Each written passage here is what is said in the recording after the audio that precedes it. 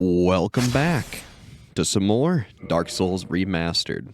So, last time we played the game, we ended up fighting the Four Kings, and promptly returned to Anor Londo afterwards. We also did some stuff in the Abyss, and I realized I made a little bit of an oopsies, but oh well, these things happen. So otherwise, we have a lot to do today. The first thing on the docket is I want to go to the painted world of Ariamis. I think it's actually a pretty fun area, and frankly, I didn't want to go there too early in our adventure, just because the enemies there are pretty tough for what it is. Plus, there's nothing there that we really need, so much as it's really just a fun area to go and explore. Now, if you're a pyromancer, there's some good stuff there for you. And there are some interesting items, such as, I believe, the Occult Ember?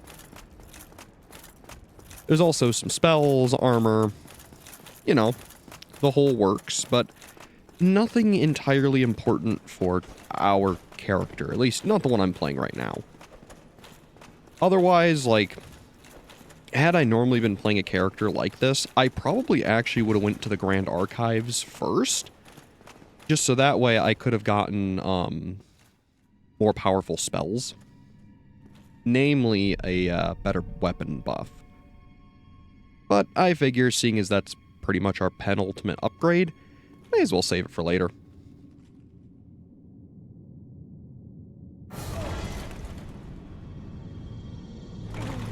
So yeah, with the peculiar doll from the asylum, we Mario 64 our way into the painting. Now, I should have said this before we entered, but word of forewarning. When you enter the painted world of Ariamis, you cannot leave until you finish the area. This is basically a one and done situation. You can come back, you can go once you're finished, but you can't leave before you're done. So unfortunately, that means this little bonfire, I believe this is the only one for the entire area. So you're probably going to want to kindle it because you're going to be coming back here pretty often. There's also a fixed invasion here, just like Paladin Leroy, Maneater Mildred, Kirk.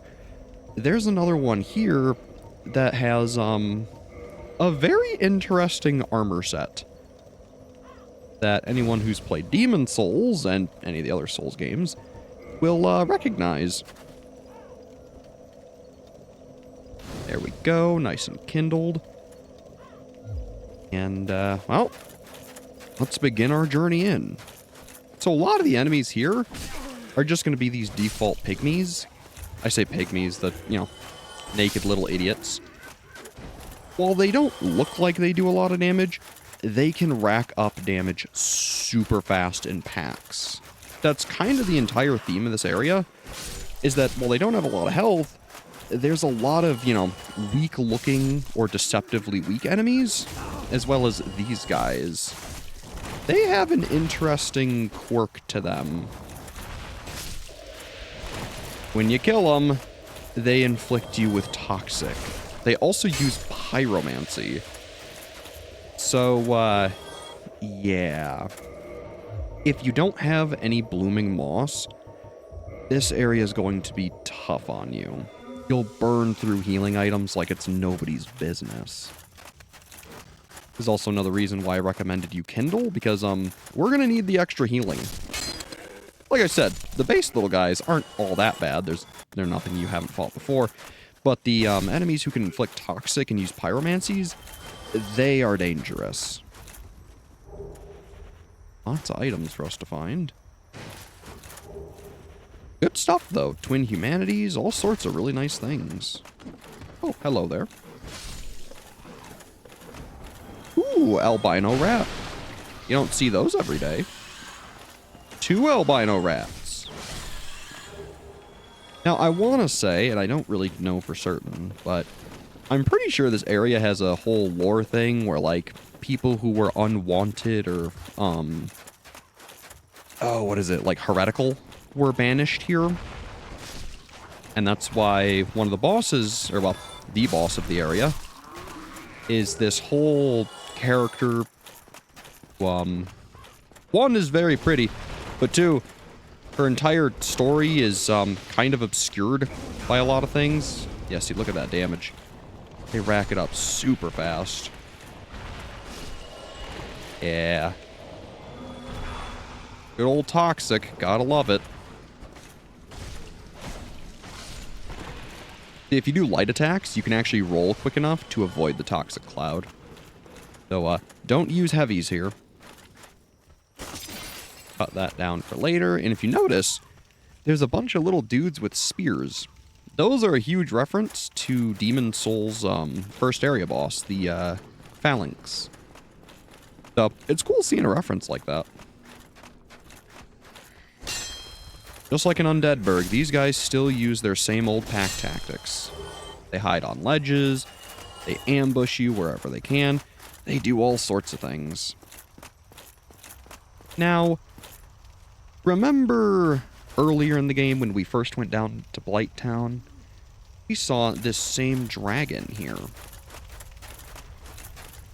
This one, unfortunately, is very much so active when you first come here. And unfortunately, he's in our way. So, let's buff up. Let's take him on. We can also very reasonably actually fight the first one of these we found. Though, I'm not exactly in a rush for that. Notably, I believe all dragons in the game are very weak to piercing damage and lightning damage. I mean, it makes sense. They used lightning bolts to strip away their scales in lore. So, it's pretty reasonable to surmise that, yeah, they're weak to piercing. This is also where a little bit of enemy and developer oversight happened. So after killing him, you might think to yourself, well, gee, this is all some nice stuff, but, man, I really want to get to whatever that is over there, but there's this giant other half of his corpse blocking me. If you do a jumping attack, it stands up and is one of the big dinosaur asses. Notably, while you can hit it, you can't kill it. This is meant to be an unkillable enemy at this part in the game. And, yeah, you can just knock them up and avoid a lot of hassle. So, while it's funny and, this isn't intended, we're not going to be, abusing that right now. Still, figured I'd show it off. It is goofy. After all that fun, we have a couple different ways we can go. Namely, it's all going to center around this big central area, which I think is kind of cool. Should you come down here first, you can't open this door. This door right here is the only reason you can't go to the, that end Colosseum looking area and the dragon ass. So once you hit the dragon ass and make it stand up, you can just ignore opening this door and go straight to the end of the area. So if you don't care about anything here and you just want to fight the boss and be done with it, by all means, do that. So while we could go this way, I actually want to go back up real quick. Kind of forgot that this was progress, because if you notice, there's a whole lot going on up there. So let's circle back around and then start our ascent. It's also, yeah, plenty of these dudes still around. Ugh. Go. That toxic is no fun, let me tell you. Ooh, item. Now, if you want, you could, you know, try to do a cheeky little jump. It probably won't work. There is a way to get that later. But, no don't worry about it too much. I don't think it's anything actually super important. And if it is, well, we'll see it in a bit, won't we? Should you fail the jump, though, you're kinda not stuck. And, yeesh, that didn't sound nice. But you will have to jump down somewhere, so, basically find a place where you can do that and, be on your way. Oh, hello! Yeah, these are the big secret here, is while climbing that, this big central building, you'll fight these weird carrion creatures. They're not difficult, but normally you fight them in an area that's really awkward, and it's kind of a pain to deal with them. I think this is where you go down? Yeah. Delicious. Ooh, more albino rats. Hello. Hey. Poke. And for you, my good sir, poke. Just like all the other rats, they can drop humanity. And here you get the Painting Guardian set, which is super nice. So if you were trying to farm it from the actual Painting Guardians, it's not going to avail you. You can get their weapon, but you can't get the set. You gotta find it here. Excuse me, good sir. I would prefer you not obstruct my path. Thank you. Yeah, as you can see, there's a lot just kind of jam-packed in this one area. Oh. Whoops. Not mean to fall. Oh well. It'll be fine. But I believe we do actually want to be up there. But luckily for us, we can just walk up these stairs here. Now if you're tricky, you can do a little jump and get right back over. Super nice. Believe, yep, over here we have an egg vermifuge. Now you might be wondering, what the heck is that? Well, if you remember those egg-headed fellows way back in Quelaag's domain, if you're not wearing a helmet and they happen to do this grab attack that is specific to them, they can actually infect you with an egg on your head. When they do that, if you give it some time, your character will start scratching their head. After so long, an egg will pop out and it'll make it so you can't equip your helmet anymore. It also gives you a unique attack where a little worm pops out and tries to bite things in front of you. It's kind of cool, but the only way to get rid of the egg is to use an egg vermifuge. So, yeah. Kind of a really niche thing in the game, but it is cool. So, you know. Otherwise, if you want that item, it's real close, but just out of reach. So be careful when you're trying to nab it. Luckily, you can walk around the edges of this area pretty easy. And should you need to fall, if you have enough health, you can tank it just fine. I don't know if I'd recommend it, but it should be alright. So yeah, the egg mechanic and having the egg helmet is kind of a really weird mechanic of the game that's never really brought up unless you kind of deliberately inflict it on yourself. I mean, from fighting the enemies with the eggs on their back, I mean, you saw just how easy it was to, not hit them. So, unless you're deliberately going out of your way to smack those guys, you should never have to worry about getting egged. It is a neat mechanic, don't get me wrong, but it certainly isn't something that I would expect for you to naturally have occur. Maybe if you were doing a light kind of armor build, or you didn't like wearing helmets, I could see it occurring to you if you decided to fight them and didn't know what you were doing.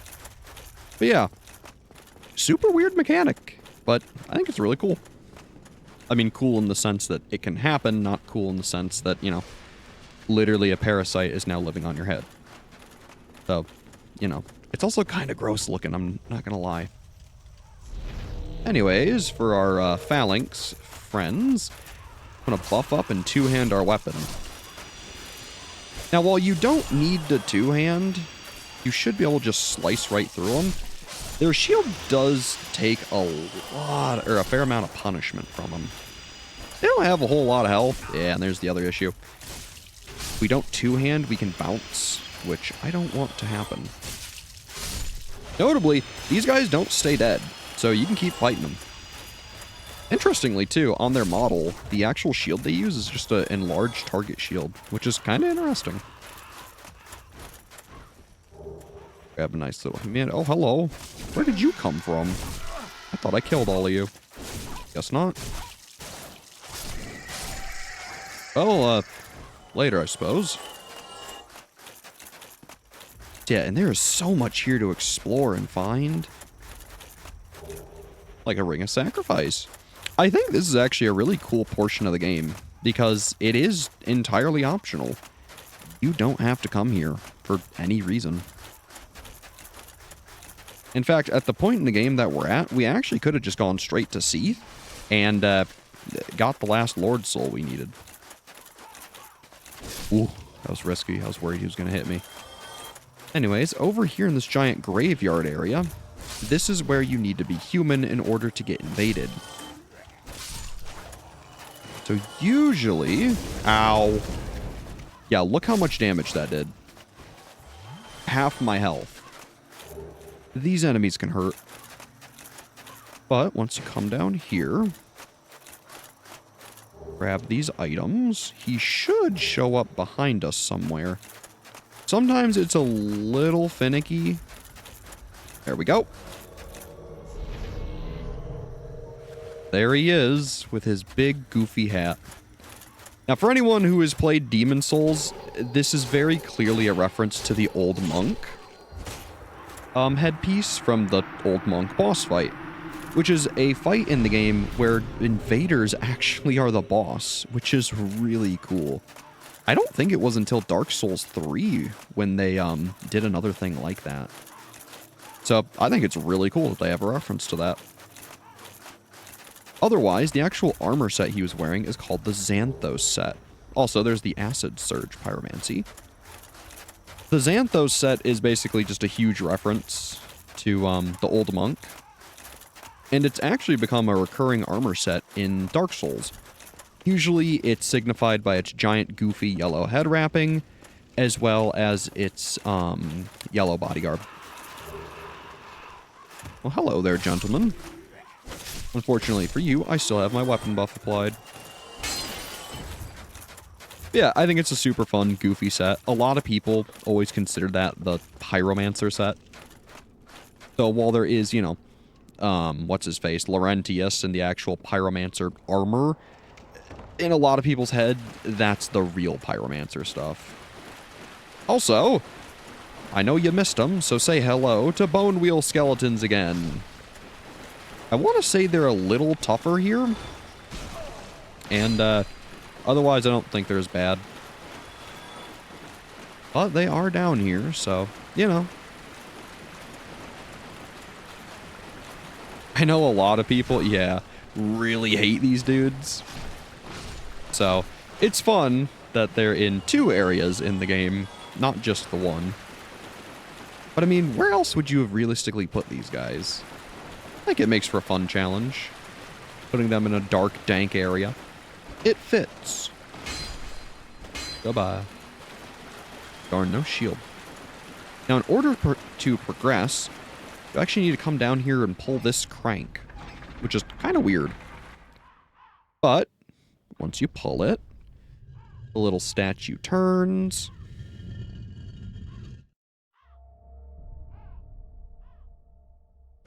And it opens up that big door. So now, you can finish the area. Admittedly, the Painted World is a really short section of the game.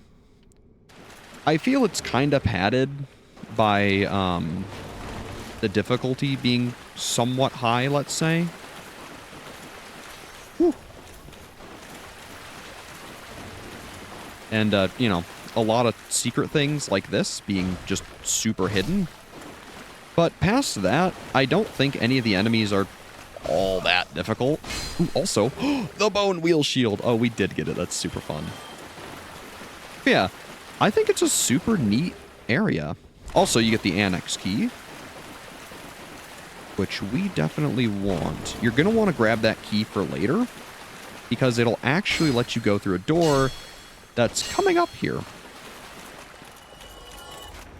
Also, through here, we find this lone enemy. Should you beat him, and if you notice he has a lot lower HP, he will drop for you the Pyromancy Fire Surge, which is a really powerful pyromancy, especially with that max ascended flame. With that, it basically is a flamethrower that you can kind of pepper with it. And let me tell you, it does some mean damage. The biggest use that a lot of people do is they get Fire Surge on a low level, like say 1 to 20 build, and then they invade low level players and just spam fire. Oh my god. Ooh, gotta get the words out of my mouth here. They will spam Fire Surge. I don't know why I keep wanting to say Pyre. I don't know. But they'll spam Fire Surge to basically poke you through shields. It's kind of a huge dick move. But I mean, if you want to bully low-level players for some reason, you can do that. Don't know why I'm specifically mentioning that, but, you know. I guess it's some interesting insight. Anyways, I believe with the annex key, we can open this door. Notably, you can't open that with the master key, so if you want to come here, you're going to need to grab that key. But from coming up this way and using the key, we'll get some pretty good things. Ooh. I'd rather not get toxic again. Thank you very much. Gosh darn it. The weapon bounce. Ugh. Anyways, here's the Dark Ember. That will allow you to make occult weapons, which again, I don't actually know what they're good for. And yeah, doesn't this look like a secret? Even this message is like, yeah. Oh, hello. Why are you here? Yeah, I don't know what the actual occult stat does in this game. I think it's something to do with, I want to say status ailments like bleed and poison, but I just don't remember. Anyways, actually, I think that's something in Elden Ring, so just ignore me. Anyways, as you see, these crows drop souvenirs of reprisal, which are for Gwendolyn's Covenant. So, if you want to max out Gwendolyn's Covenant, the Dark Moon Blades, without actually invading other players, this is where to do it. Also, here we have one of my favorite weapons in the game that I think is really a shame for what is required to use it. This is Velka's Rapier. As you can see, it requires intelligence and it uses dexterity, so it sounds like a perfect weapon for us. It even does magic damage and is occult. It's you know, a nice thrusting sword. So here it is. I think it does look pretty cool. I believe it also has, yeah, it has sweeping attacks on the R2, which is really cool. Yeah, a super cool moveset. The biggest downside, though, is that I don't believe you can use things like Great Magic Weapon and Magic Weapon on it. I guess I could actually test that real quick, huh? Yeah, see? Because it's a weapon that requires Twinkling Titanite, you can't buff it up.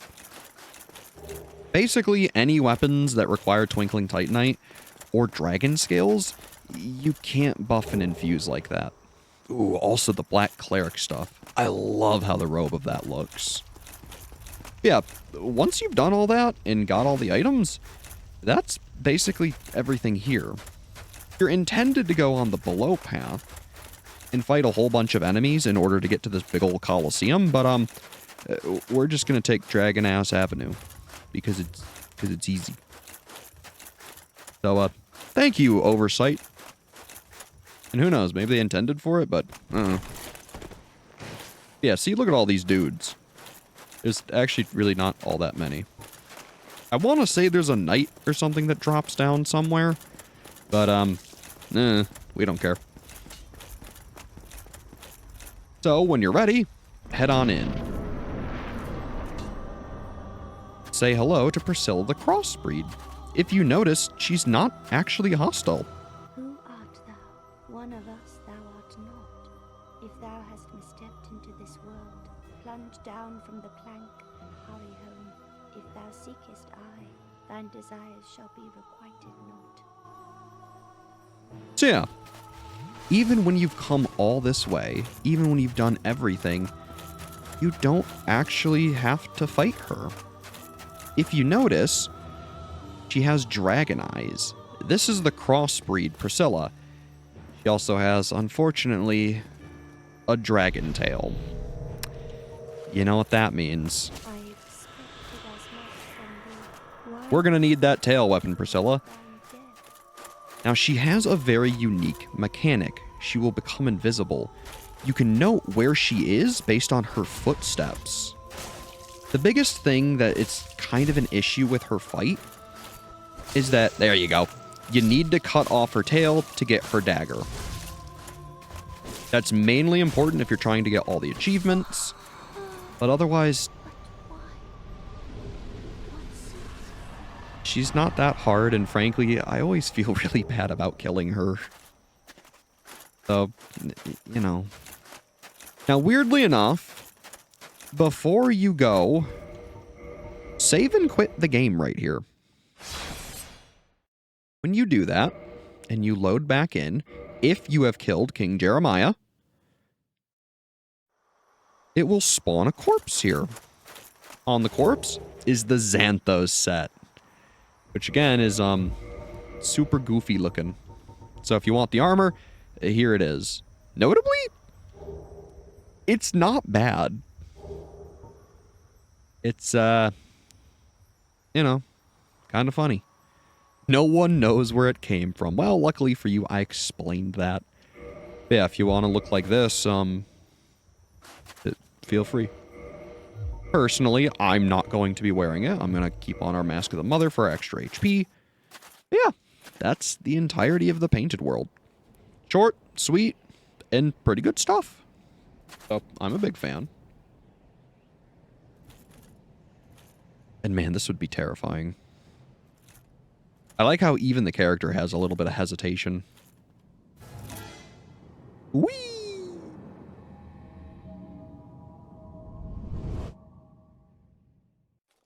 Yeah, once you do that, gives you a homeward bone and it spits you right out.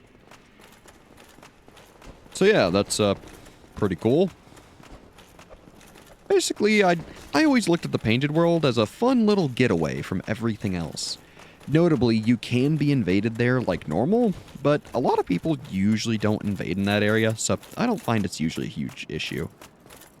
Generally, though, in higher leveled areas like that, you're going to find higher level invaders, so keep that in mind. Now, I want to say the next big thing we should do is fight Gwendolyn. However, there's something else we need to do first. Namely, grab that item. Because I totally forgot to grab that the first time we were here. But, because we've opened all the shortcuts here, it'll be quick to do what needs to be done. Unfortunately, Anor Londo is actually harboring a very dark secret. One that Gwendolyn himself is keeping up. The Princess Guinevere that we met isn't actually real. I know. Basically, I want to say in lore, she actually left a very long time ago and hasn't been found since. No one knows what happened to her. So, in a desperate attempt to keep the world sunny and filled with light, Gwendolyn made a mirage. So all the actual light and sunshine that we're seeing here is all fake. Anyways, there's the Dragon Slayer Great Bow. I forgot to show that off the first time we were here. Don't know why. Yeah. Once you have received that, if you roll into this little cage, you can hop out right here. Oh, there we go. Ow. A little bit rude. I forgot to open this too. There we go. But yeah, once you're done grabbing that, we can run on in, see our favorite blacksmith. Hello. I also want to run up these stairs because I really don't want these demons following us. I would like to talk with our smith friend because I actually want to buy a bunch of twinkling titanite. Back off.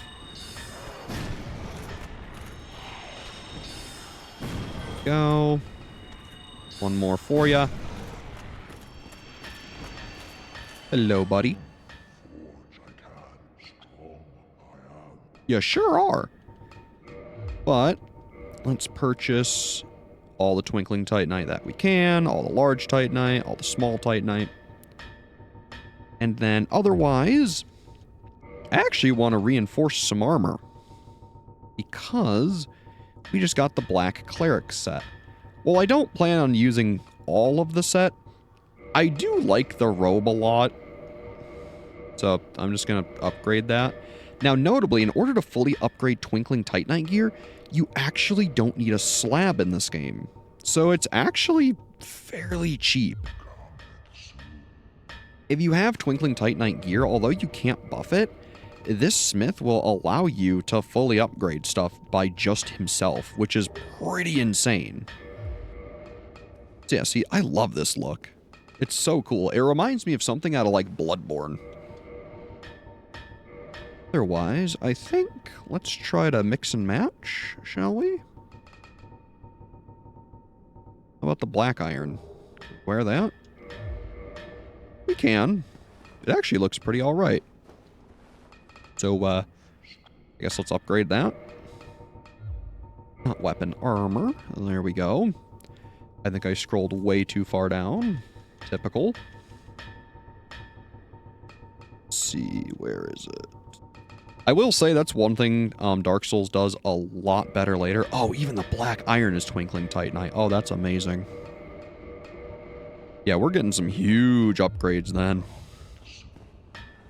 Because I want to say, let's see, 266 versus, what were we at before? I guess let's take a look.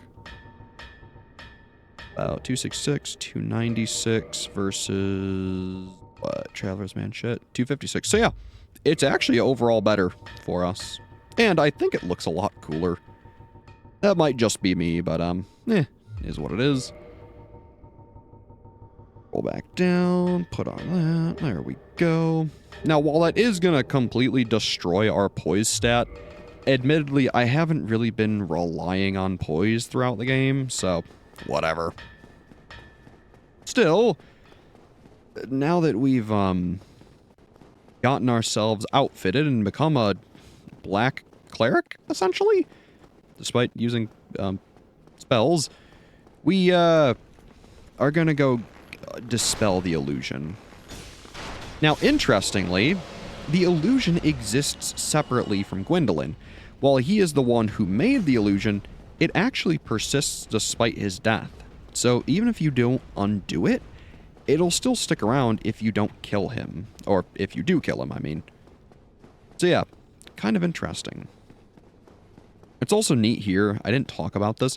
You can see a statue of Gwyn, his daughter Guinevere, and then in lore, his daughter, quote unquote, Gwendolyn.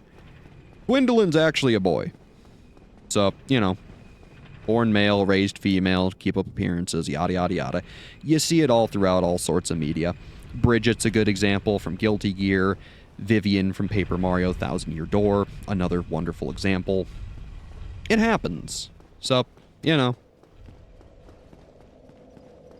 Oh, as much as this hurts to do. Goodbye, Illusion Guinevere. Boop.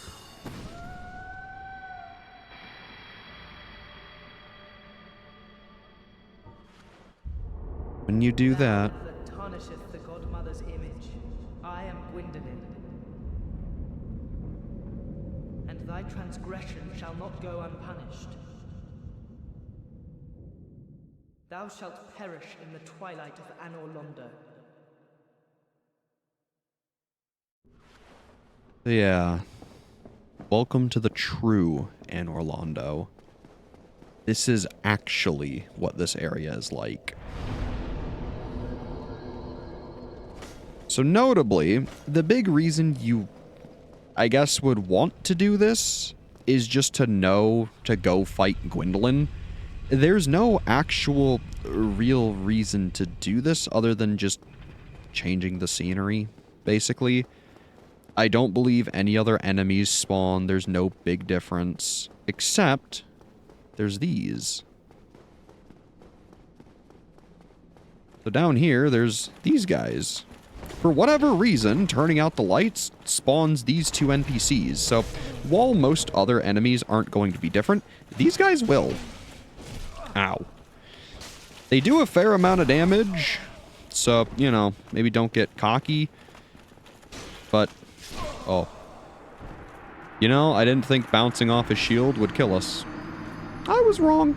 But yeah, like I said, don't get cocky and actually heal. But they don't have a lot of HP. Oh. Well, this is unexpected. I don't want to be here quite yet. Let's go back to Chamber of the Princess. Oops, there we go. And then let's go fight those two random NPCs who we've never seen. Again, I don't know why they're here, but they do replace the big giants, so that's basically the biggest notable change. Other than that, I don't think anything else changes. So yeah, just something sort of interesting. I mean, obviously, you know, the entire area is shrouded in twilight now. Like, I mean, that's kind of a huge change, but otherwise, there's no real big changes. Maybe some enemy placements change. I'm not totally sure, actually. Yeah, see. Come on, get poked. There you go. Poke and a poke. Slash. Poke. Ow. And there you go. I don't know why I struggled with them so much the first time, but yeah, they're not all that bad. They also don't even drop anything unique. So, I don't know. Kind of weird. Still, I figured it'd be worth showing. And yeah, I mean, it's really, really bleak out here. It actually looks like it despawns all the giant enemies. And if you noticed, thanks to us dying, the Firekeeper was missing. Here she is. Should you defy Gwendolyn in any way, shape, or form, she'll be mad at you. So it was. Oh, well. I interrupted her dialogue. Whoopsies. She basically has a whole big spiel of, you interrupted Gwendolyn's thing. I'm going to kill you now. Notably, she uses a parrying dagger and the S-stock. This man is a threat, Master Gwendolyn. So yeah, for killing her, the bonfire that was up there is now no longer usable. But you do receive a Firekeeper soul, which, as you know, is a valuable item that powers up your Estus flask. You want this. Notably, after we had done all the Chaos Servant stuff, you really should kill the Spider Lady, because she also will drop you a Firekeeper soul. Also, this is not the way I intended to turn this. Whoopsies. So yeah, once we're done with this, we can go back to Firelink and get the max level Estus Flask, which is going to be super useful. So, I mean, when you first come here, you can totally just murder her, take the Firekeeper soul, get through the area, and be done with it. You can also murder the Spider Lady basically the minute you find her, if you really want the Firekeeper soul.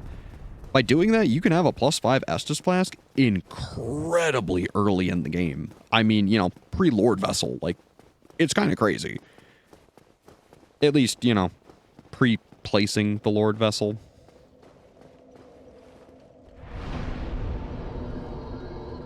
So, it's time to go fight Gwendolyn, who's an interesting fight. I'm not gonna say a good fight, but an interesting one.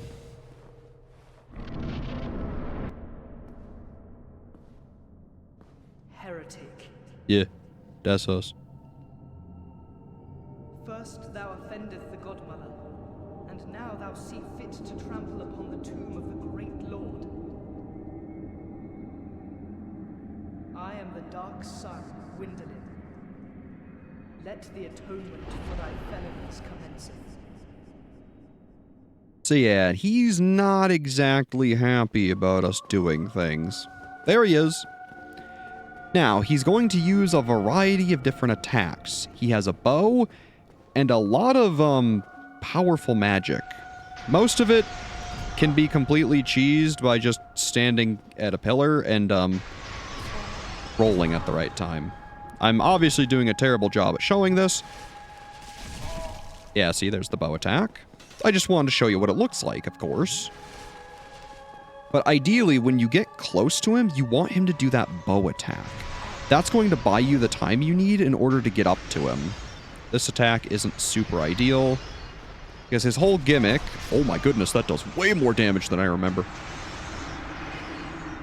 But, his whole gimmick is that he just teleports away from you once you get up close. So basically, run up to him, hit him for as much damage as you can, rinse, repeat. It's not a great fight. As you can see, too, because we didn't rest there, like, because I'm kind of stupid, getting back to him is now a pain. Because unfortunately, we dropped the elevator. Because we dropped the elevator, we don't have a way to call it back to us on this side, which means we need to do the entire cathedral walk again. Thank you, Dark Souls. Now, the actual real quickest way to deal with this wouldn't be to do this. It would actually be going up to Seethe's and then finding the bonfire there, teleporting to Chamber of the Princess, and basically walking through there, down back to the elevator. But I figured let's show what it looks like when you really utterly fail and forget to do things. This is largely the importance in this game of making sure you actually use your bonfires correctly. Unlike a lot of the other Souls games, it's really easy to just ignore bonfires, so don't do that. Yeah, see, it's a little further than we can fall and jump. So, back to the cathedral we go. I really don't know why they didn't just put a switch on the side of the bridge to activate once you were done, but I guess they just never considered this, or maybe if they did, they were just like, it's a funny punishment. So,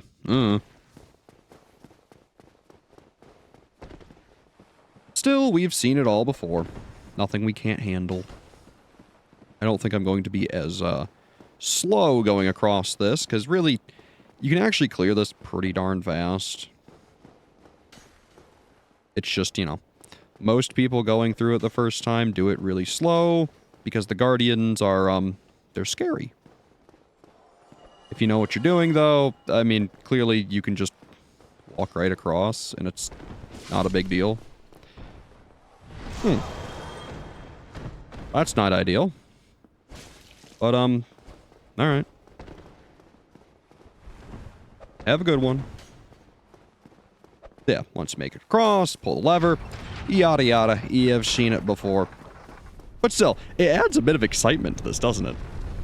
I bet you didn't think I was gonna make it. I mean, come on, I'm a little more practiced than that. I mean, look, nice attempt, but, you're not fooling anybody. Yeah, unfortunately, hitting the switch means we gotta put this all the way back down. Don't worry, I won't forget to, you know, actually hit the bonfire this time. My bad. Yeah, Gwendolyn does a surprising amount of damage, and a lot of his stuff is kind of really obnoxious to evade. Frankly, if you have a light equip load, it might be worth equipping the Eastern Ring, So let's actually do that. I figure I don't show off many other rings very often, so could be fun. There we go. Because I find with this evade, it's a lot easier to get up to him. You cover more ground, and because you're invincible for more frames, it's a lot easier to dodge his magic. He's one of the few bosses who actually make magic dangerous. The other one is probably the DLC bosses. So, you know. We'll see those eventually. Probably after we fight Seethe. Or, my goodness. Not Seethe the Scaleless. I'm thinking of the DLC, which Seethe is a part of. Same with Artorias. Hi, Gwendolyn.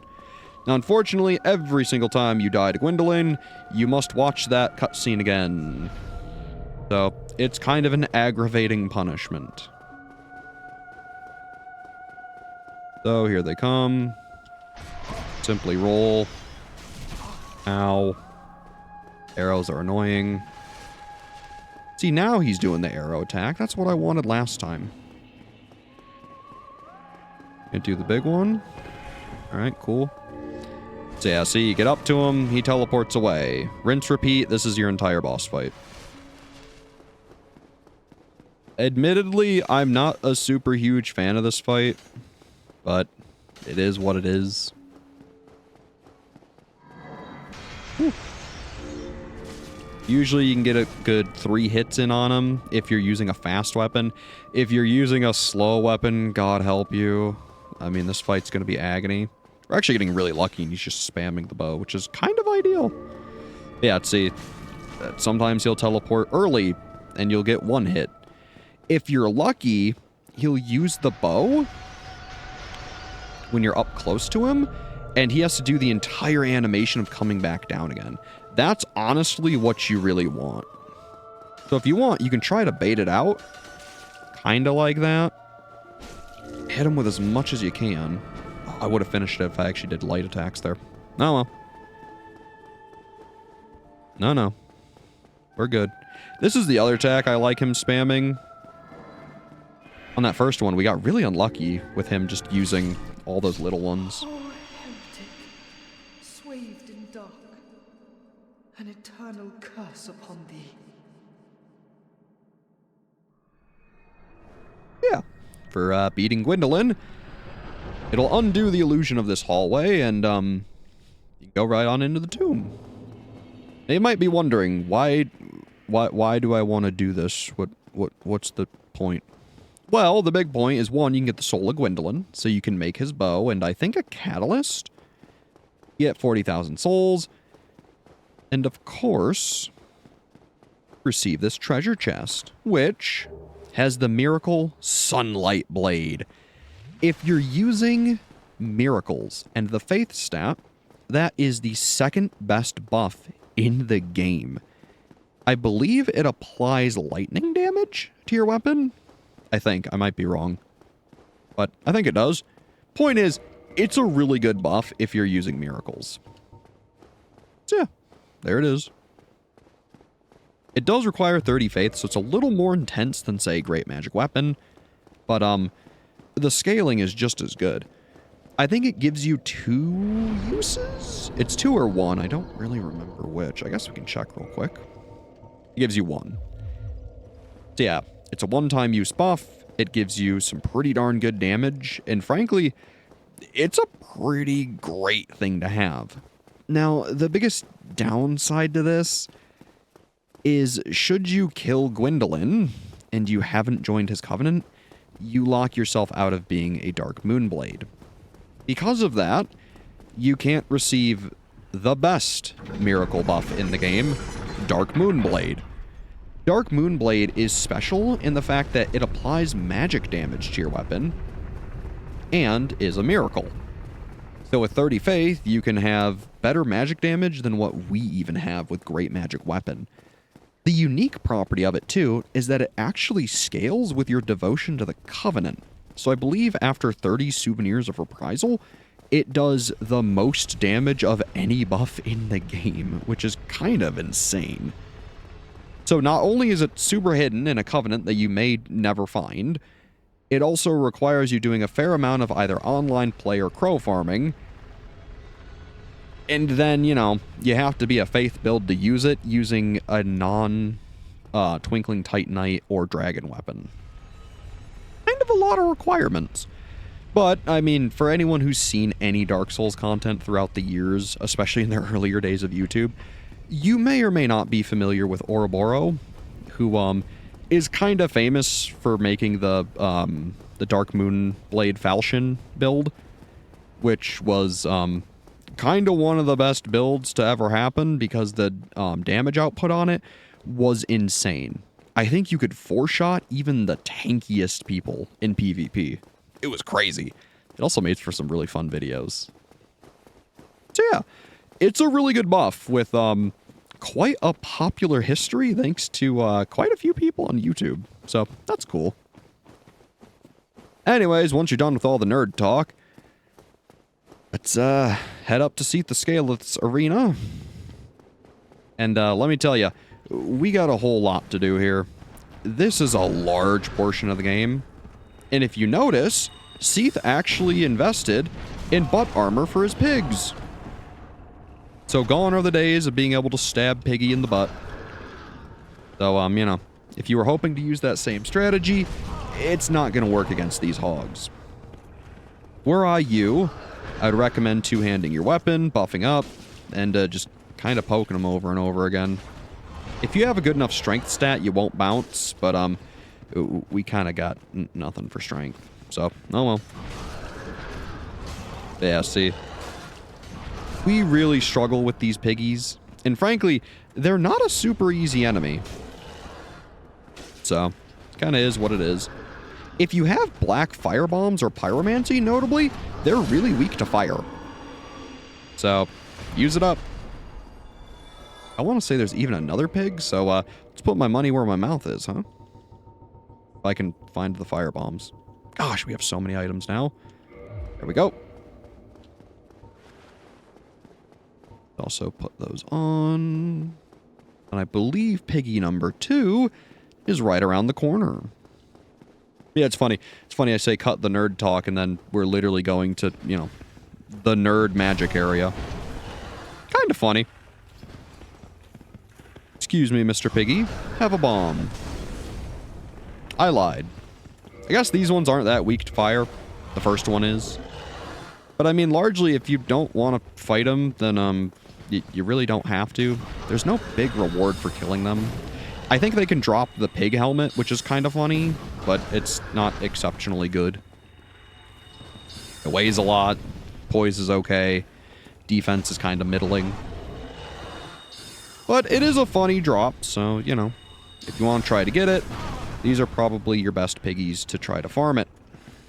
And I say farm, these guys, I think, die forever once you kill them. So, you know. Equip your best item discovery items and pray you get lucky.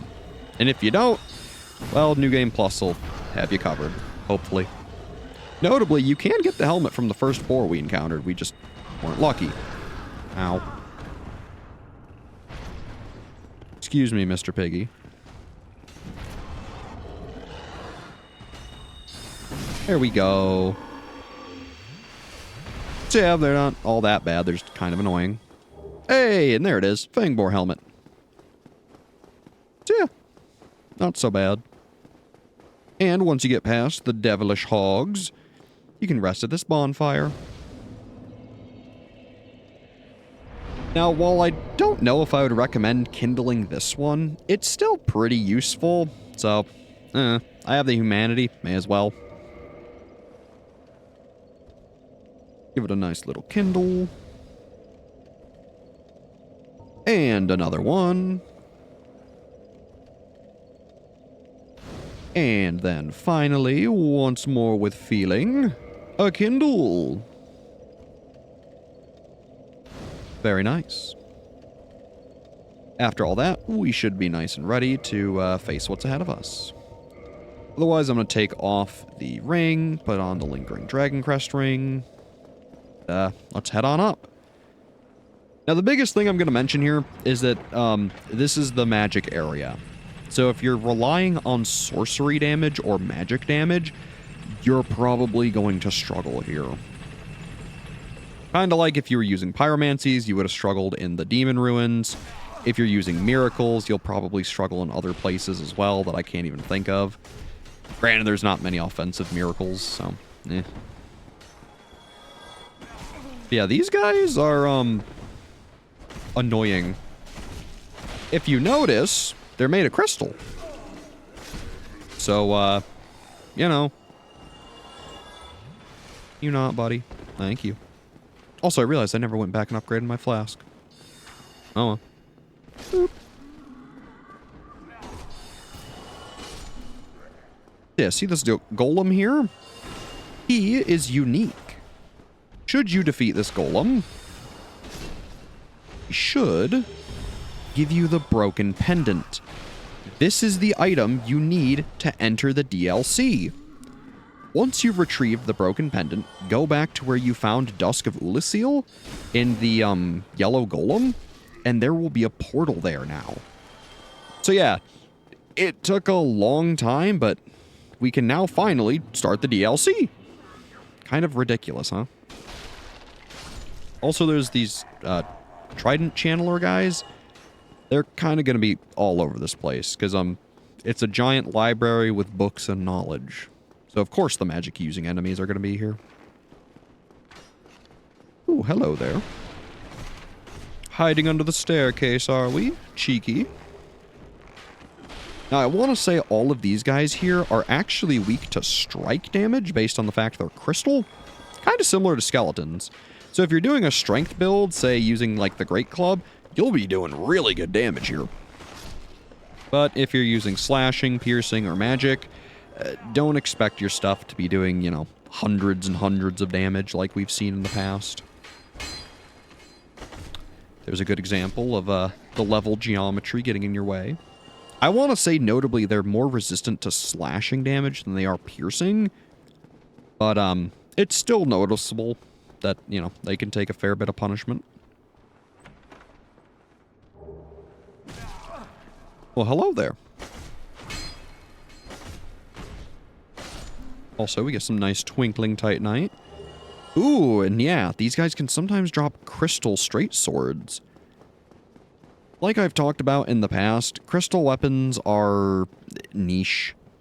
They can do a lot of damage, but they break super fast and can never be repaired. So, I'm not a big fan of them.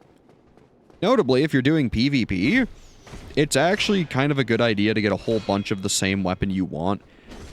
Make them all crystal just to have them with insane damage and go like that. At least if you're not planning on using a weapon buff, such as, you know, magic weapon, great magic weapon, dark moon blade, or sunlight blade.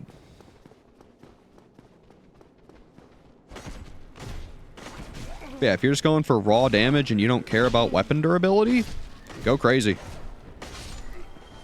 Plus, I mean, as you've seen, anything you can buy is no object for you. Should you have any soul, arrows, and know how to do the dupe glitch, you're good to go.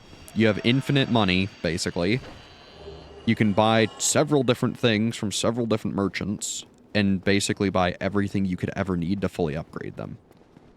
I want to say, though, upgrading them to crystal requires different items to max them out, but I don't remember what those are off the top of my head, so my apologies on that. Now, notably, for what is to come, I would recommend you equip a rare ring of sacrifice. A long time ago, I mentioned that there was a fight you can't win, and you need to die to it in order to progress. That fight is coming up here. Ooh, jeez. Oh, wow. He actually parried us. Huh. That's cool. I will say, too, I love this guy's armor. It's a super cool set. He's not all that hard, but, cool stuff. We can actually find his armor later, which is really cool. So, yeah. Once you're ready and you've, dispatched our friend there, head up the stairs, beat your crystal lizard, and get ready for the first time we fight Seethe the Scaleless.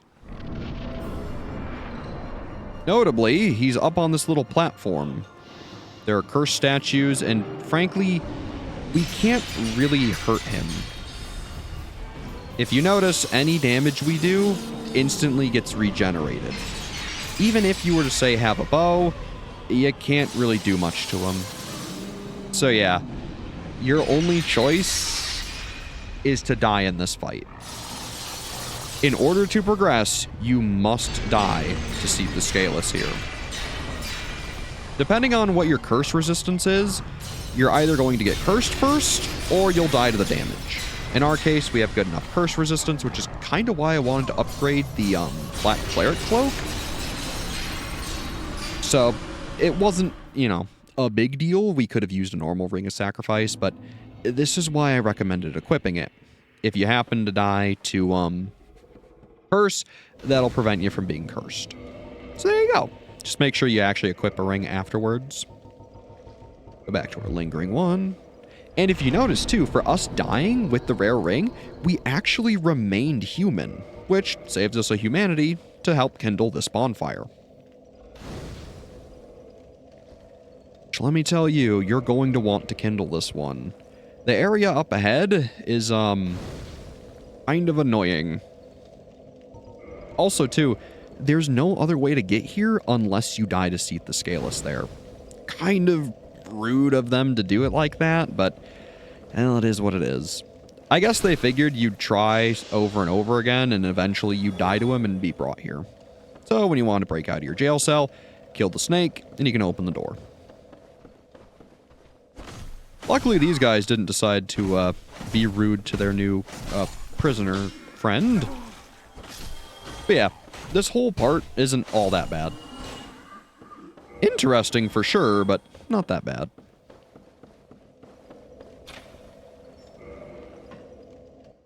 Once you leave,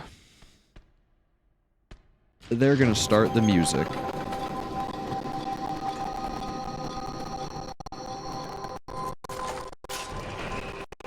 That music opens the cage and allows whatever the heck these things are out. These enemies are kinda dangerous, and frankly, they're gonna chase you up these stairs. So get ready for an interesting fight. There's also a bunch of snake men for whatever reason here. I don't know why. There's probably some lore reason. But if you notice, they're all going to start running. They don't want to get eaten by whatever those things are, so they actually start running for this ladder. But we don't want to let them get away. They get to suffer with us. But yeah, see, here they come. I don't believe these enemies are all that bad to fight. They're more intimidating than anything, so we should be just fine. I believe they won't come into the jail cells. But, yeah, see. With a heavy attack and our enchant on, we one-shot them. Again, they're a lot scarier than they look. Or, they're a lot scarier looking than they actually are. That's what I meant to say. Getting my words mixed up here, because I'm thinking about all these things that are coming up. So yeah, not all that bad. Now, had you come here immediately, these guys aren't the easiest, but I mean, they only have 400 HP, so you should be fine. You can also open some of the doors on the way down, which I would recommend you do. Should you have done Rhea's quest correctly, you actually should be able to find her somewhere in here. I forget where, but, well, we'll find her eventually.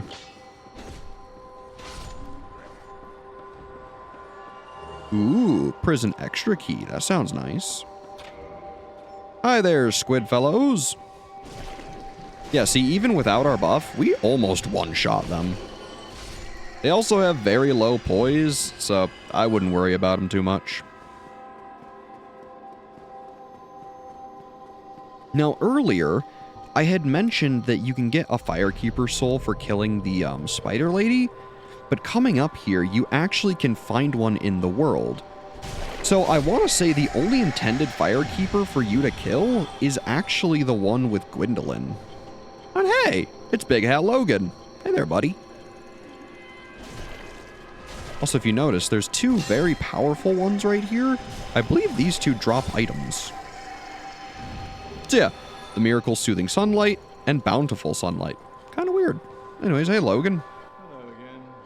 What a chance meeting this is. Alas, I'm imprisoned once again. I don't suppose you could stage me a getaway. The archives. Such a storehouse of knowledge. So close, but just out of reach. The thought offends me so I could simply die. As a student of the arts, you understand me? Yeah. So, try as we might, we don't have the key for this yet. We'll find it later. But first, let's turn off this god-awful racket. I mean, seriously, who chose the playlist for this place, huh? I will say, this is a very interesting set piece in the middle. I super like this area. Even if it's kind of annoying on repeat playthroughs, it's kind of cool. There's nowhere else really like it.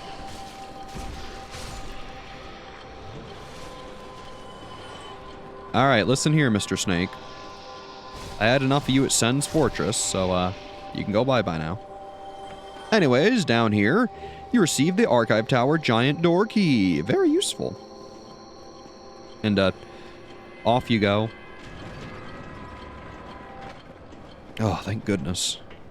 Sometimes silence is preferable to noise.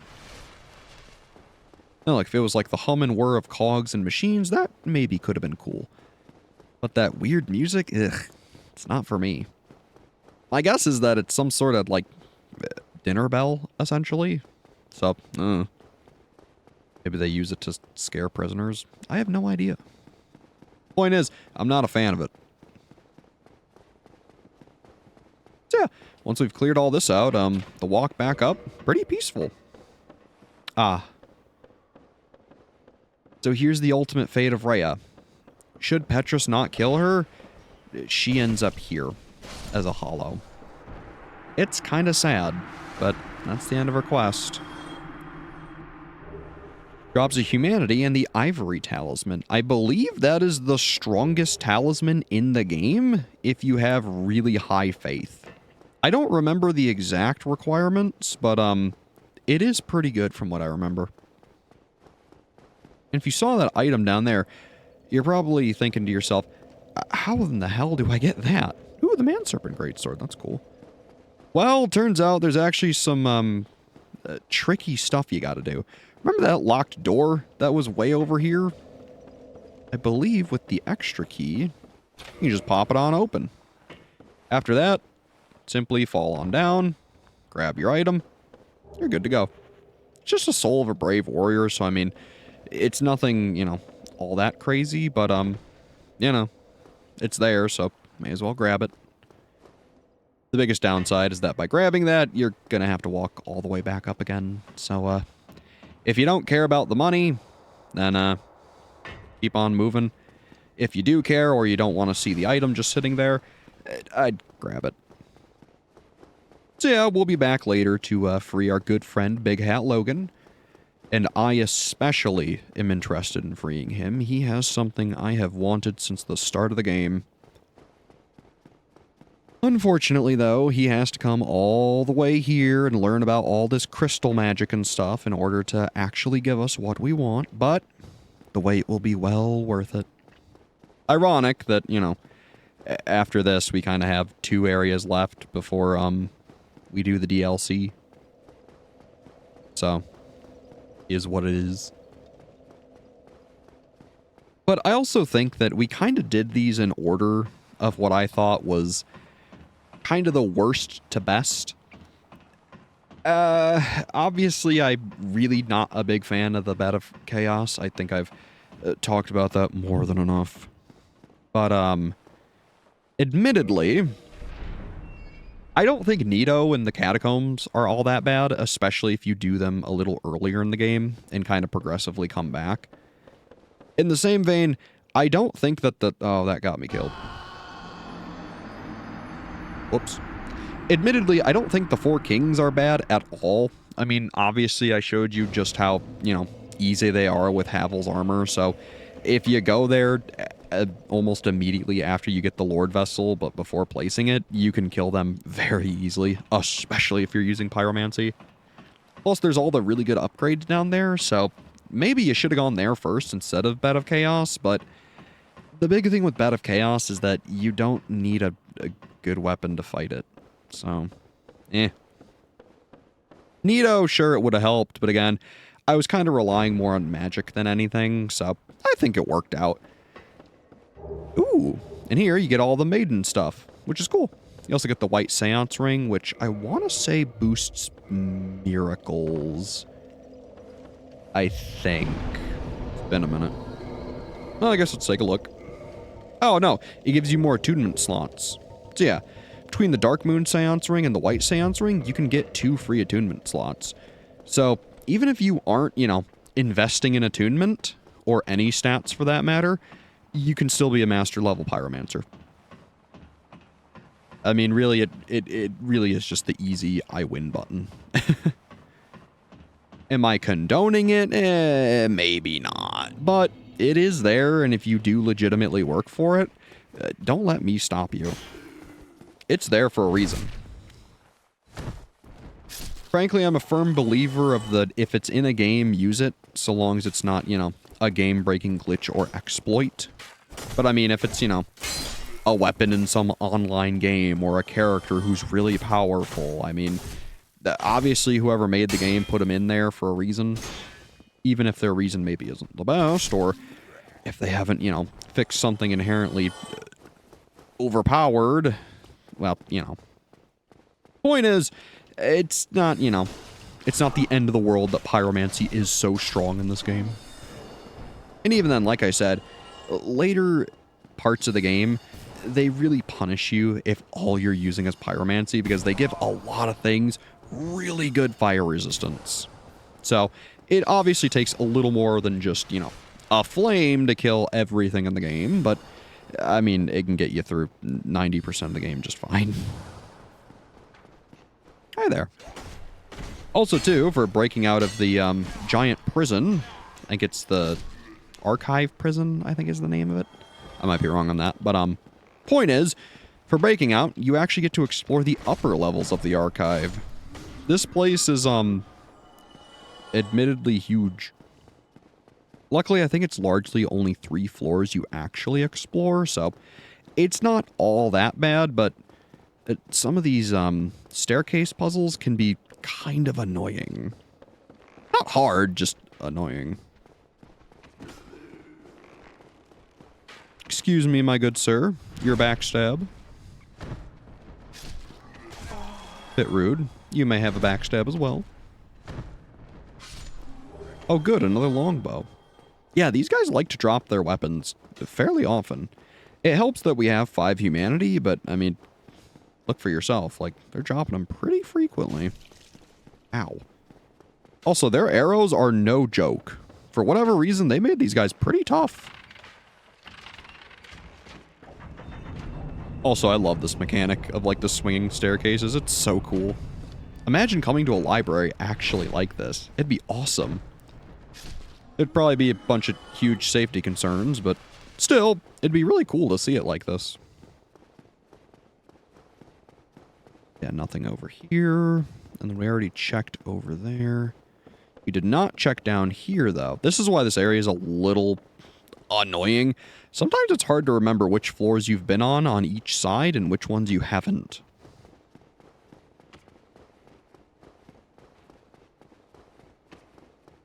So we'll grab our chest, which gives us some Twinkling Titanite. Useful, but, you know, infinite money, so not really an object to us. Now again, if you weren't playing the game using the duplication glitch, things like that would actually be a lot more useful, and they save you effectively a lot of farming. Because, you know, everything we've gotten and done so far has been achievable naturally if you just kill hundreds and hundreds and hundreds of enemies.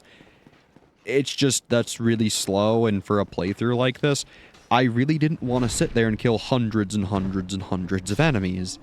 It just doesn't feel natural, nor does it feel really great. And Dark Souls 1, I feel, is a game that you get through on a pretty low level. It's not all that hard getting through the game at, you know, let's say level 80 to 90. I mean, heck, if you know what you're doing, you can beat the entire game at level 1. Like, it's not that hard. There might be a couple things that, you know, do a lot more damage than you expect, and you might have to be a little more careful, but seriously, even a level 1 run isn't all that bad. That would be a fun casual video one day. Let's do like an 8-hour marathon of it. Otherwise, I want this guy dead. I really don't want to deal with him shooting at us. Hi, buddy. There you go. Alright, you have a good one now. Notably, those guys can actually drop their tridents. So, if you want them, feel free to farm them. It is kind of a rare drop, but that little dance they do in order to buff people, you actually can use that yourself, which is really cool if you're doing a multiplayer playthrough. Otherwise, I think right now... yeah, I actually want to go down those stairs right there. Again, there's so many places to go here that it's hard to remember all of it. Now, one thing I do want to point out is that on one of these bookcases, there is an item that you need to drop down from these swinging staircases in order to get. So I need to keep my eye out for that. I think that's usually the item I end up missing here, because I always forget about it. But it is really good. I think it's in the other area. Yeah, see? We've just finished, you know, the third and I think fourth floor, actually. And now we're going down to the second and, you know, first floor. This place is big. It's super easy to forget. Just, what you were doing and all the floors you've been on and what enemies you have and haven't beaten and which staircases go where and what items are all over the place.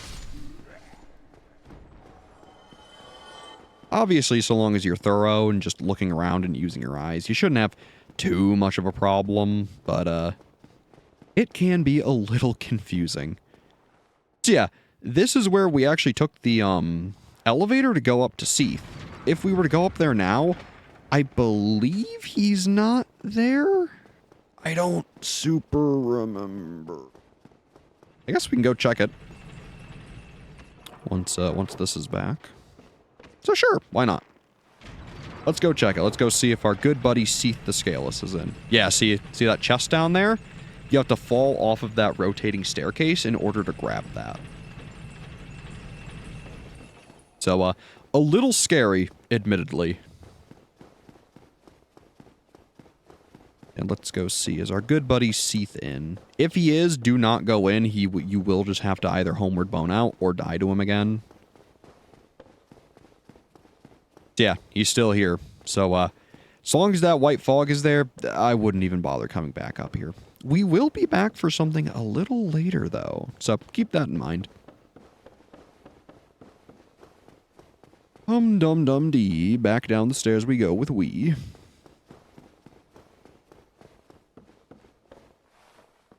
Now, before grabbing that chest, I actually want to go back to the other side of the bookcases and go take the, I think it's a ladder down that we saw. It was this little yellow room. It is the one that is up there. Yep, that room. So I want to go up into there because that will actually unlock progress. Now down there, through that little archway, is a bonfire. While we do want that, I first want to open up the shortcut that we'll be using. Or I guess not shortcut, but open up the area we actually need to go to, which will effectively be a shortcut for us later because we're going back to grab that chest. Kind of a roundabout method of things, but gets the job done. Excuse me, my good sir. So yeah, this will allow you to activate this lever, which moves a bookcase. That lets you go right to that bonfire. For some reason, I feel like in the remaster, these rooms are super dark for whatever reason. I don't know why. I feel like I remember them being a lot brighter in the original version of the game. But, oh well. Ooh, you get all the channeler gear, which is very fun.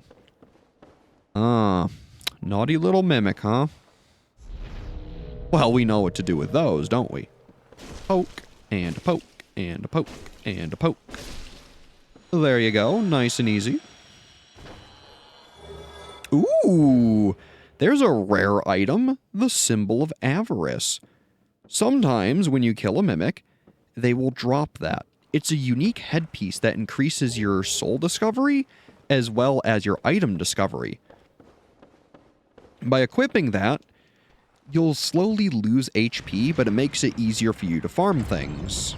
So, frankly, I would recommend grabbing it. Also, if you noticed, we got the cell tower key, so we can now go back and free Logan, which I would recommend you do. At least if you're a caster. If not, I would still recommend doing it, but, you know. Also, I think down here is a bunch of Titanite and Homeward Bones, so, nothing we need. But before we go through the fog wall, let's go back and grab that chest and hit the bonfire, shall we? Oh yeah, plus there's this chest back here, which has the crystal ember. So yeah, you get the magic one before Seethe, and you get the crystal one here. It does what you'd think. It allows you to make weapons into crystal, which I am no fan of. Hey, nice courtyard. Pretty cool. Notably, down there are a bunch of golems. There's actually a special one that we're going to go out of our way to defeat. Another yellow one. Once we defeat that golem, we actually will save Siegmeyer's daughter, Sieglind, who will then allow us to finish his quest, which brings us to the giant tree that we saw way back in Blighttown. Admittedly, his quest and Rhea's were two of the ones that I wasn't really sure if I was going to remember how to do or if I was going to show off. But, it's been kind of a long journey, and frankly, I've shown off everything else about them, so I may as well finish it, shouldn't I? Yeah.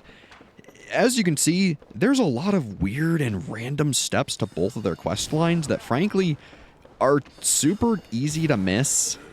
So, I wouldn't blame you if you've never even seen some of these characters before. Obviously, Siegmeyer, you probably would have seen once or twice. Rhea, you might see on your way to go fight Nito. But some of them, I mean, they're just kind of weird. Oh, I messed that up. Oh well. We will try again. Yeah, this is why this part isn't super fun. It's a lot of just jumping off and hoping you, don't fall to your death. I'm admittedly not a huge fan of getting this item. Unfortunately, too, fall control doesn't even save you from that fall. You'll still die because you fall too far of a distance to live normally. So, oh well.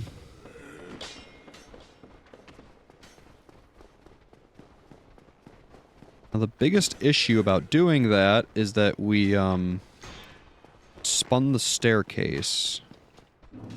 Unfortunately, because we spun the staircase like that, we now have to go get it back to where it was, which, is kind of a hassle.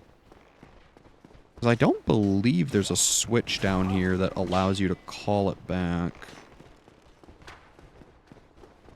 Yeah. Right, just making sure. Yeah. Yeah, there's the other bad thing about doing this, is if you miss the jump, you're kind of screwed for the staircase. So, you know. Obviously, you can always get back up to where you, met Seethe and them. Or not met Seethe. Where you came from the prison. And plus, spinning the staircase also spins the opposite one. So, it's not, you know, the worst thing in the world. Oh, you dick. Ugh. Got in the way of me. I think at this point, just gonna put our homeward bones here. Travel back to the, oh, they're so far in here. We'll travel back to the bonfire. Climb up the stairs. And, try our hand at jumping again. This is basically what we're gonna have to do every single time we miss this jump, so, I'm gonna hope I get it this next time, and, if I don't, my apologies. Again, this is a super awkward jump. But hey, I don't want to cut it out, because, I mean, this is part of Dark Souls. That was kind of the whole point of this series, too. Is that I wanted to show you a game from start to finish with nothing cut or edited out. I really wanted to show you, like, hey, this is the experience you're getting, you know?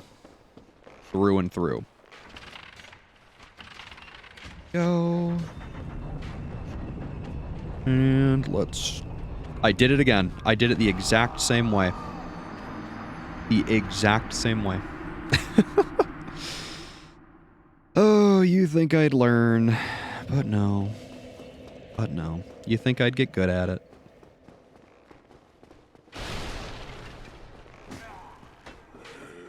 Well, attempt number 3. Third time's the charm, right? At least, you know, it's how things should work.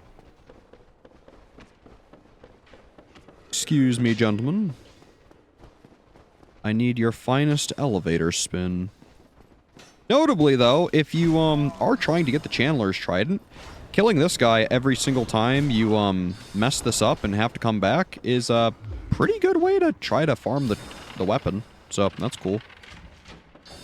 Also, if you're quick, you can jump off like that, and you won't even need to homeward bone. That's what I was trying to show off last time, but, unfortunately, one of the little idiots got in my way. So, I wasn't able to do that in time. Oh well. It happens. Grab our souls. Alright, attempt number 3. I might not have the HP to survive this fall. Let's... I did it again.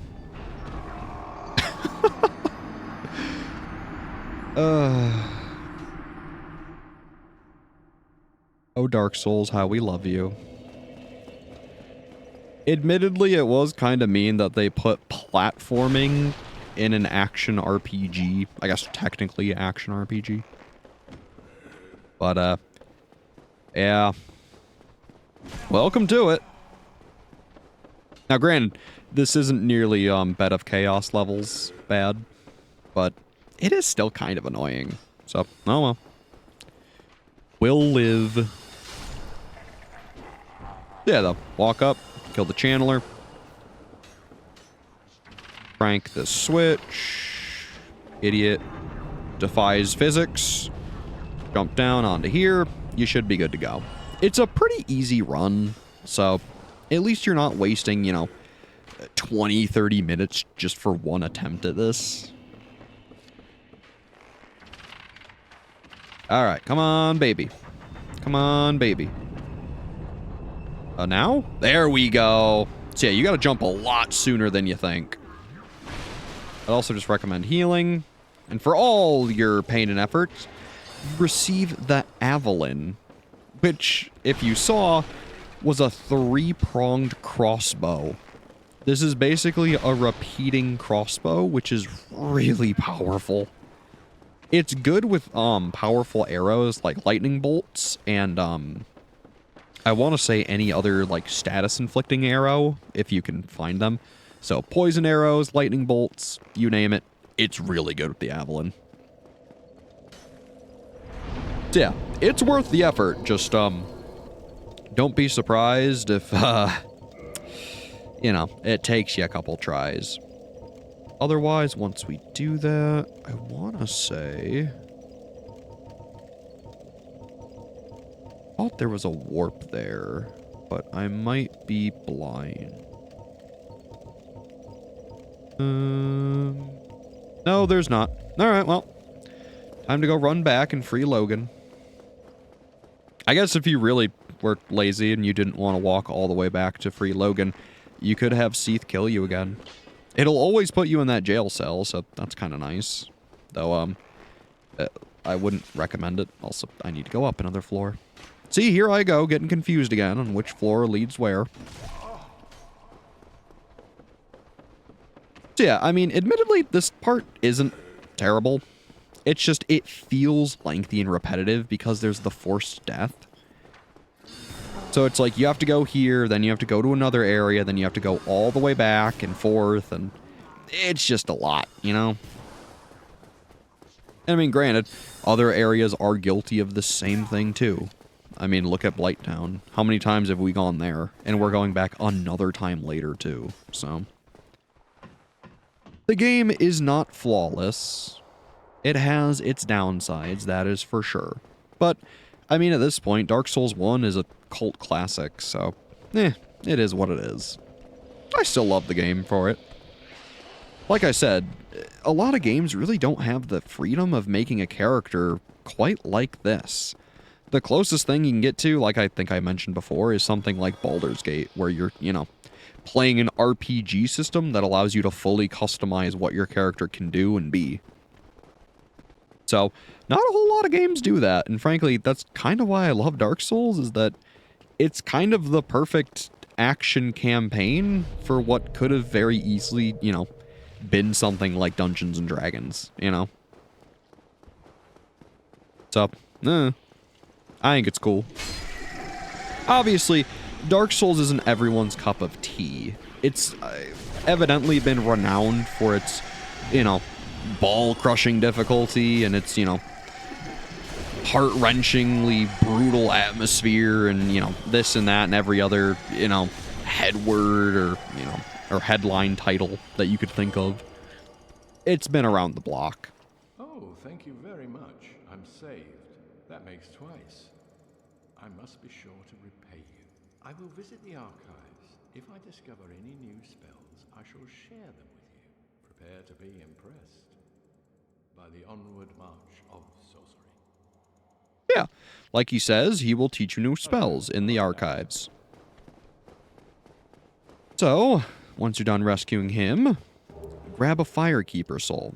If you now notice, we can get up to +5, and we don't even have to kill our spider lady, which is super nice. Still, once you're done, homeward bone out. And that should set you up very nicely to go do everything you need. First things first, I want to talk to Big Hat Logan. After we're done with him, let's go back, upgrade our Estus Flask, and we should be good. I want to say he's in here somewhere. I always forget just where he is. He's around, is largely my point. I just forget where. Here? Yes, here he is in the corner. Hello there. I was expecting you. This place is truly magnificent. More than expected even. As promised, I shall share the new sorceries with you. And the secret of Seethe's immortality. Ooh, so that's, you know, kind of good. But if you notice, his spells are ridiculously expensive. A million souls, which is, kind of crazy. It's, admittedly a lot. Actually, it's not even a million, it's 100,000. Jesus, what am I saying? Here I am thinking I'm seeing extra zeros on there. Jeez. So yeah, it's a lot though, but if you notice, he has Crystal Magic Weapon, which is the direct upgrade to Great Magic Weapon. It's what I've been excited for. But still, let's talk. Ah, the secret of Seethe's immortality. If you have fought him and were imprisoned, you must know that Seethe is a true undead, different from ourselves. His wounds close promptly, and no mortal blow affects him, granting true insulation from death. His wounds close promptly, and no mortal blow affects him, granting true. I don't know why that repeated and didn't progress. That's weird. Primordial crystal, a sacred treasure pillaged by Seethe when he turned upon the ancient dragons. So only by destroying the primordial crystal can you so much as scratch his hide. And it so happens, the primordial crystal is in the inner garden of these very archives, the Crystal Forest. So yeah, he gives you basically your next guidance, which is super important. So if you never helped out Logan or missed him or killed him, it's going to be hard to find where you need to go next. Come again. The knowledge here is limitless. I would absorb it, then share it with you. Yeah. After you purchase all of his sorceries at this location, he will go hollow.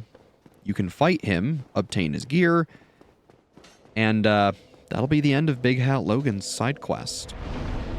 The biggest thing to mention with that is the fact that when he goes hollow, he will be in Seethe's room where we originally found and fought him. In order to get in there, you, I believe, need to actually defeat Seethe the Scaleless.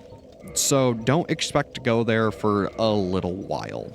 Still though, he isn't wrong about where we need to go and how to beat Seethe. We need to find that cave and wherever the heck the crystal is, break it, and then we can fight Seethe. Also, check out our new buff. It literally coats our weapon with crystal and is, I'm pretty sure, a sizable increase in damage. The nice thing is that it doesn't even make it so our weapons can't break. Yeah, 250 compared to 504.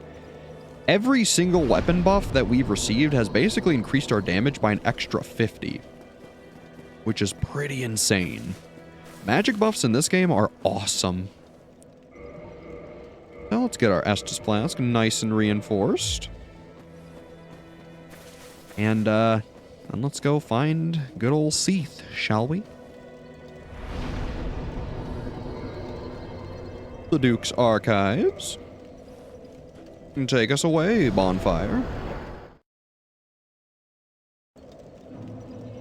Ah, it's like we never even left. How convenient.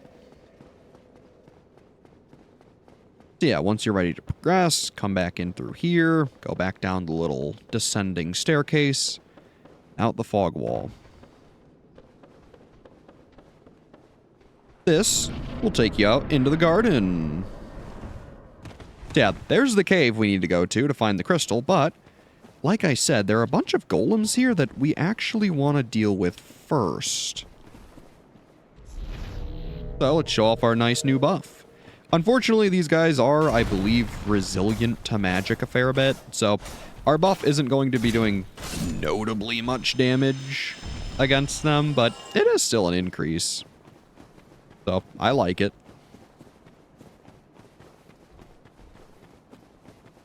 Hello, Mr. Golem. Have a poke for you. Yeah, if you notice too, they're way weak to piercing damage. Ooh, blue Titanite chunks. And I guess that's something I haven't really talked about too much through the game. I find it super cool and unique that, you know, they actually do really go out of their way to make sure enemies have set weaknesses and that there's easy ways to deal with most enemies. Not every game has things like that. Most do, at least RPGs. But there are some games where there's just things that it's like, yeah, they really don't have a good way to deal with or fight them. So that can be kind of a shame. But I feel Dark Souls does a really good job of that. If you're struggling with an enemy, usually changing up your strategy or tactics can work pretty well. Hello, Mr. Golem. It's time for you to get poked. And a poke, and a poke, and a poke.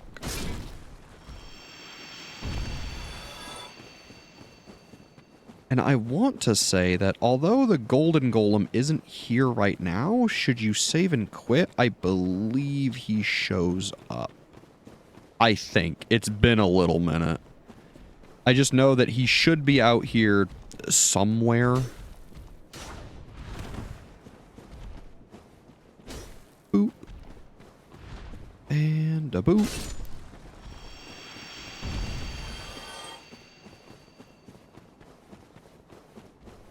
I will say that I need to stop saying that phrase to start my sentences, but I love the aesthetic of this area. All the bright blues and the crystalline effects. Ah, it's so pretty. Like, look at that. That's cool looking, man. It looks icy, even though evidently it probably isn't, but maybe it is. I mean, I don't know. It does look kind of cold, and The cave that's ahead is going to back up the theory that the crystal is, ice crystal, which is why it's so fragile. Also, speaking of crystal, here's the crystalline set, which we got from, beating that one guy on the way to Seethe. Let's try saving and quitting and see if we can get that gold golem to show up.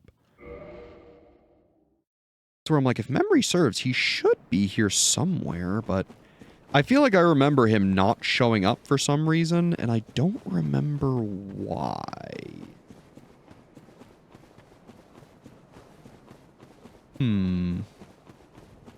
So I think he's supposed to just be sitting right out here somewhere.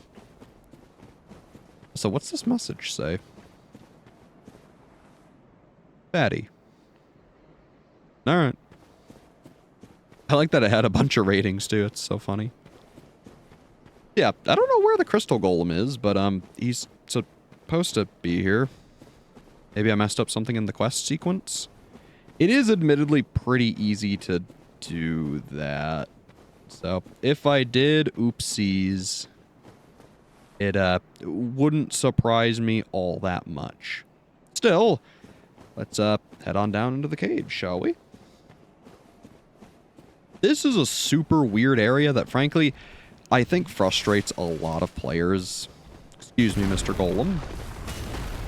Just because of the nature of what this area is.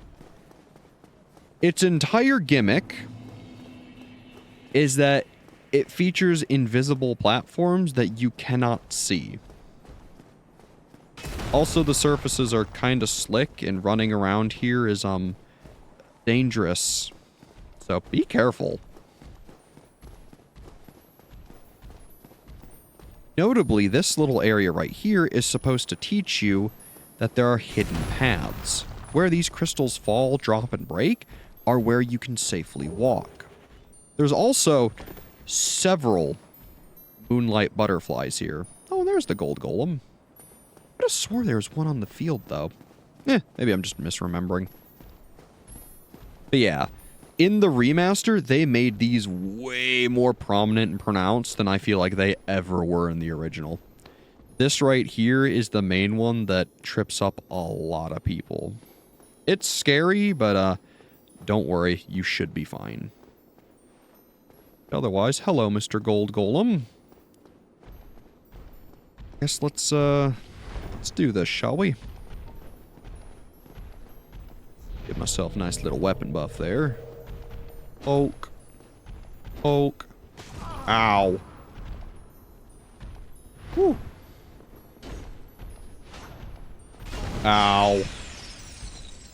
Frankly, I would rather just face tank him than risk rolling off the ledge. Yeah, this isn't the one I wanted. Strange. Also, hello, Moonlight Butterfly. If you want, you can poke them. Now, it's the same as before if you fought them earlier. Because, you know, you probably fought them earlier. They're basically the same enemy.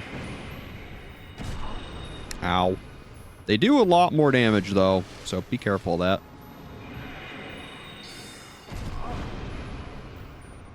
Come on. That's the one bad thing about not having poise on a caster. You usually take a lot more stun damage and can't get your spells off as easily. Hey, that didn't hit you? Oh. Go. There. Shit, I don't think I would recommend fighting the Moonlight Butterflies, but if you need those blue Titanite chunks, it can be worth your time. Otherwise, if you need to know where to go, follow the dropping snowflakes. Frankly, yes, this is absolutely terrifying. If you see all the bloodstains, it's pretty evident that a lot of people struggle here. Can't say I blame them. Oh. And yeah, sometimes you just slide right off the edge for no apparent reason. I don't know why.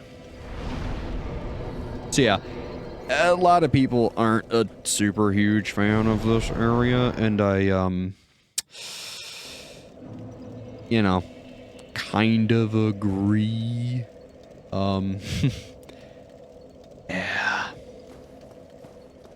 It's also, yeah, though, after you help, Siegmeyer and Cat are in Blighttown, there is supposed to be a gold golem here. So, I don't know why he's not showing up.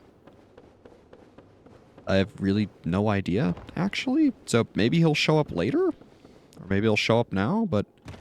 Like I said, there's supposed to be a gold golem out here somewhere. But he's not showing up for whatever reason. I don't know why.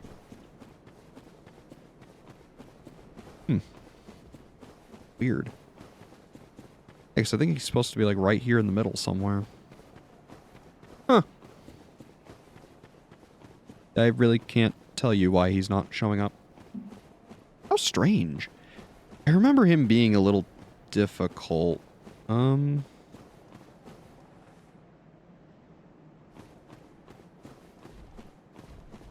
Well, anyways, we're on a mission, so excuse me, gentlemen.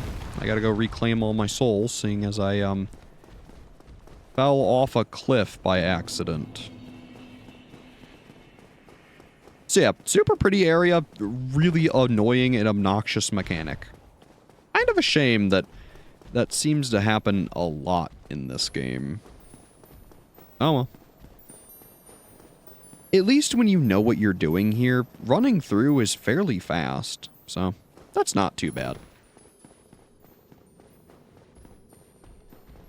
And I mean, admittedly, the ambient sounds of like the crystals falling and stuff, it's really pretty. Like, this is probably, in my opinion, one of the most pretty areas in this entire game. So, it is nice to be here. So I guess stay on this side of the crystal because the other side is much too steep. Just a blue Titanite chunk, so if you don't care about upgrading a magic weapon, then maybe don't bother. Yeah, otherwise, the way to go is a little obscure. I guess let's run back up. See where we need to get to. But yeah, this is also kind of the reason I recommended buying some of those pebbles. Just because if you don't know where to go, you can drop them to help you figure out the path. So like right here, this leads over there, which is a whole other thing.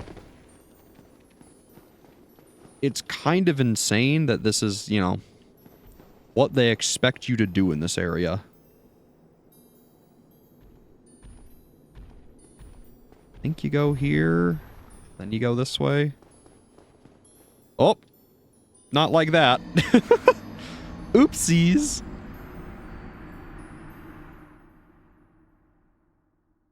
So, whoops. Also, I really need to just sit at the bonfire. That's one thing this game does that is kind of annoying, is when you warp to a bonfire, it doesn't set it as your, you know, active bonfire. So, oh well, I suppose.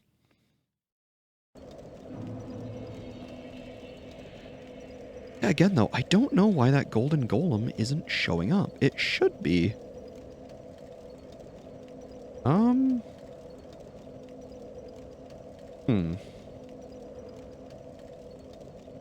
guess let me do some quick reading.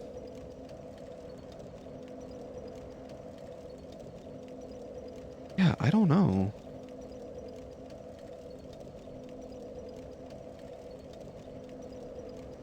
It's so strange.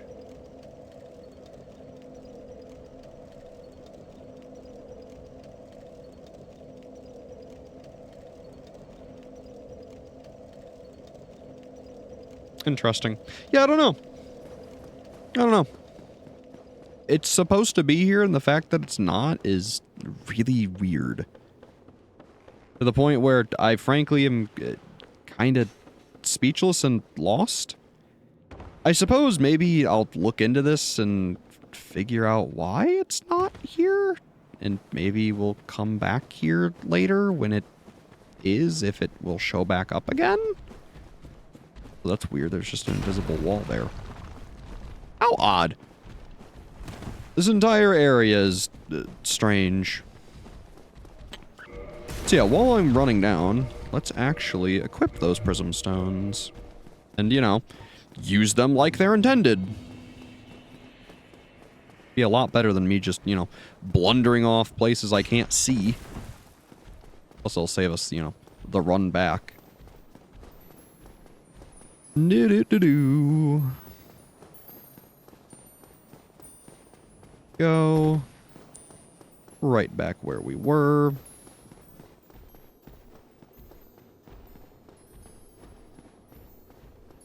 Get ourselves right on across. Then we will go down over there. Ugh. I hate sliding off those. It's so scary. So yeah, what you're supposed to do is that. You drop them off a cliff.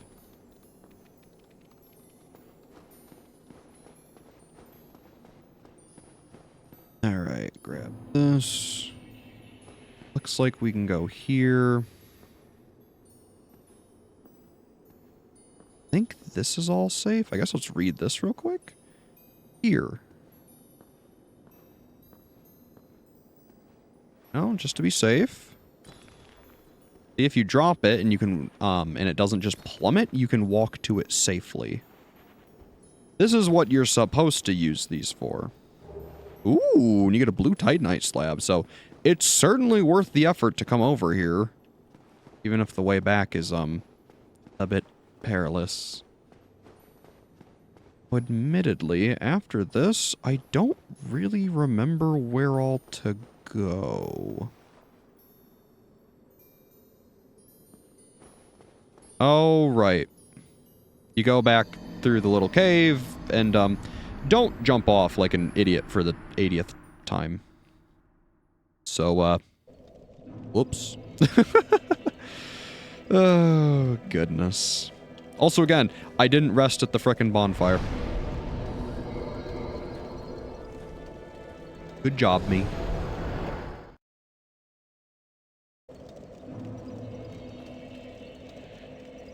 It's funny. I think this is the most I've died in one area. Which is really funny, considering the bookcases and all the times I'm going to drop to my death in this crystal cave. Oh well. Such is Dark Souls. Admittedly, I really don't mind it. Like I said, I think it's fun to, you know, fail a couple times, experiment, and learn things. It's better than just, you know, doing it first try and then forgetting it completely. I feel this area stands out to a lot of people just because of how weird and different it is. Plus, the visuals are nice. Well, there's not really music or anything, at least, you know. It's pretty.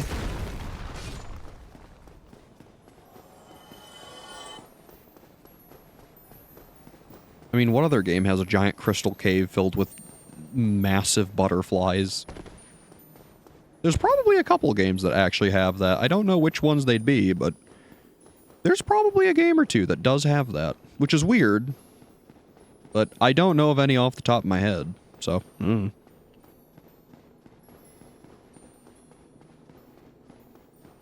Eesh. Gosh, that's scary. Alright. Drop down. Follow our nice little ice drops. I hate this. So I think let's use these and create ourselves a nice little path so that way I don't just blunder to my death. You know what? I'm impatient. Alright, there we go. I think once we hit this, we go back this way.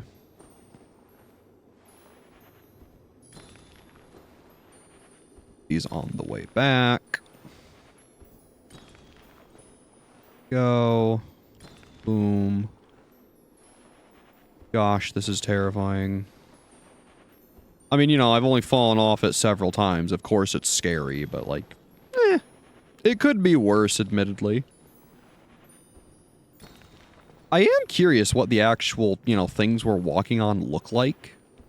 Like if someone were to, like, decode the game and take it apart and, like, actually, you know, show what the object is that you're walking on is. I think that'd be cool to see. Still, once you've done all that, you're home free to just walk on across. So thank goodness. I am more than done with that section. Now the biggest thing coming up is you are not out of the water. There's the crystal, but first there's demon clams? Okay. If Dark Souls wasn't weird enough, we have demon clams. Brought to you fresh by Seethe the Scaleless, I guess. Don't know why, but I don't know, maybe he's a fan of seafood or something. Admittedly, they're not all that bad to fight or kill. And they're also really pretty and drop purging stones, but they do a lot of damage if they hit you. So be careful. Ooh. Yeah, maybe don't get surrounded by clams. You know, that's not a sentence I would think of having to say all that often in my life. Don't get surrounded by clams. Dark Souls makes you say some of the weirdest things. Ow. I am really playing a dangerous game here. There we go. Now I feel better. Goodbye, Mr. Clam. And, ooh, item. Ah, Twinkling Titanite. So yeah, if you don't have the funds to, get it yourself, or if you want to just, you know, farm it while farming souls, there are worse places. Ooh. Look at that crystal. So yeah, evidently, this is Seethe's actual boss arena. Ooh.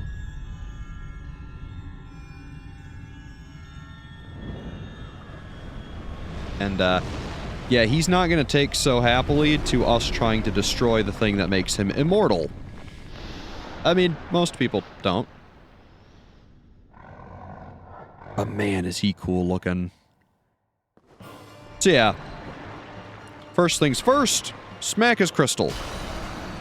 Once you do that, he is no longer immortal. Now, like every other dragon, we need to cut his tail off. The biggest issue with this is these little tentacle things. Frankly, I would use them to help boost you, and then once you get to his tail, do as much damage to the very tip of it as you can. His tail is admittedly pretty damn resilient.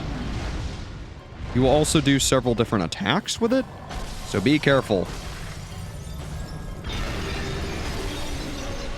Yeah, he also has big AoEs that are, kind of really obnoxious.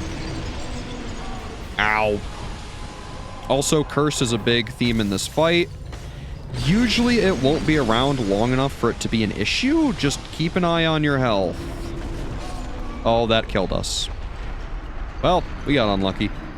Still, though, we didn't cut off his tail, so it may have been for the best.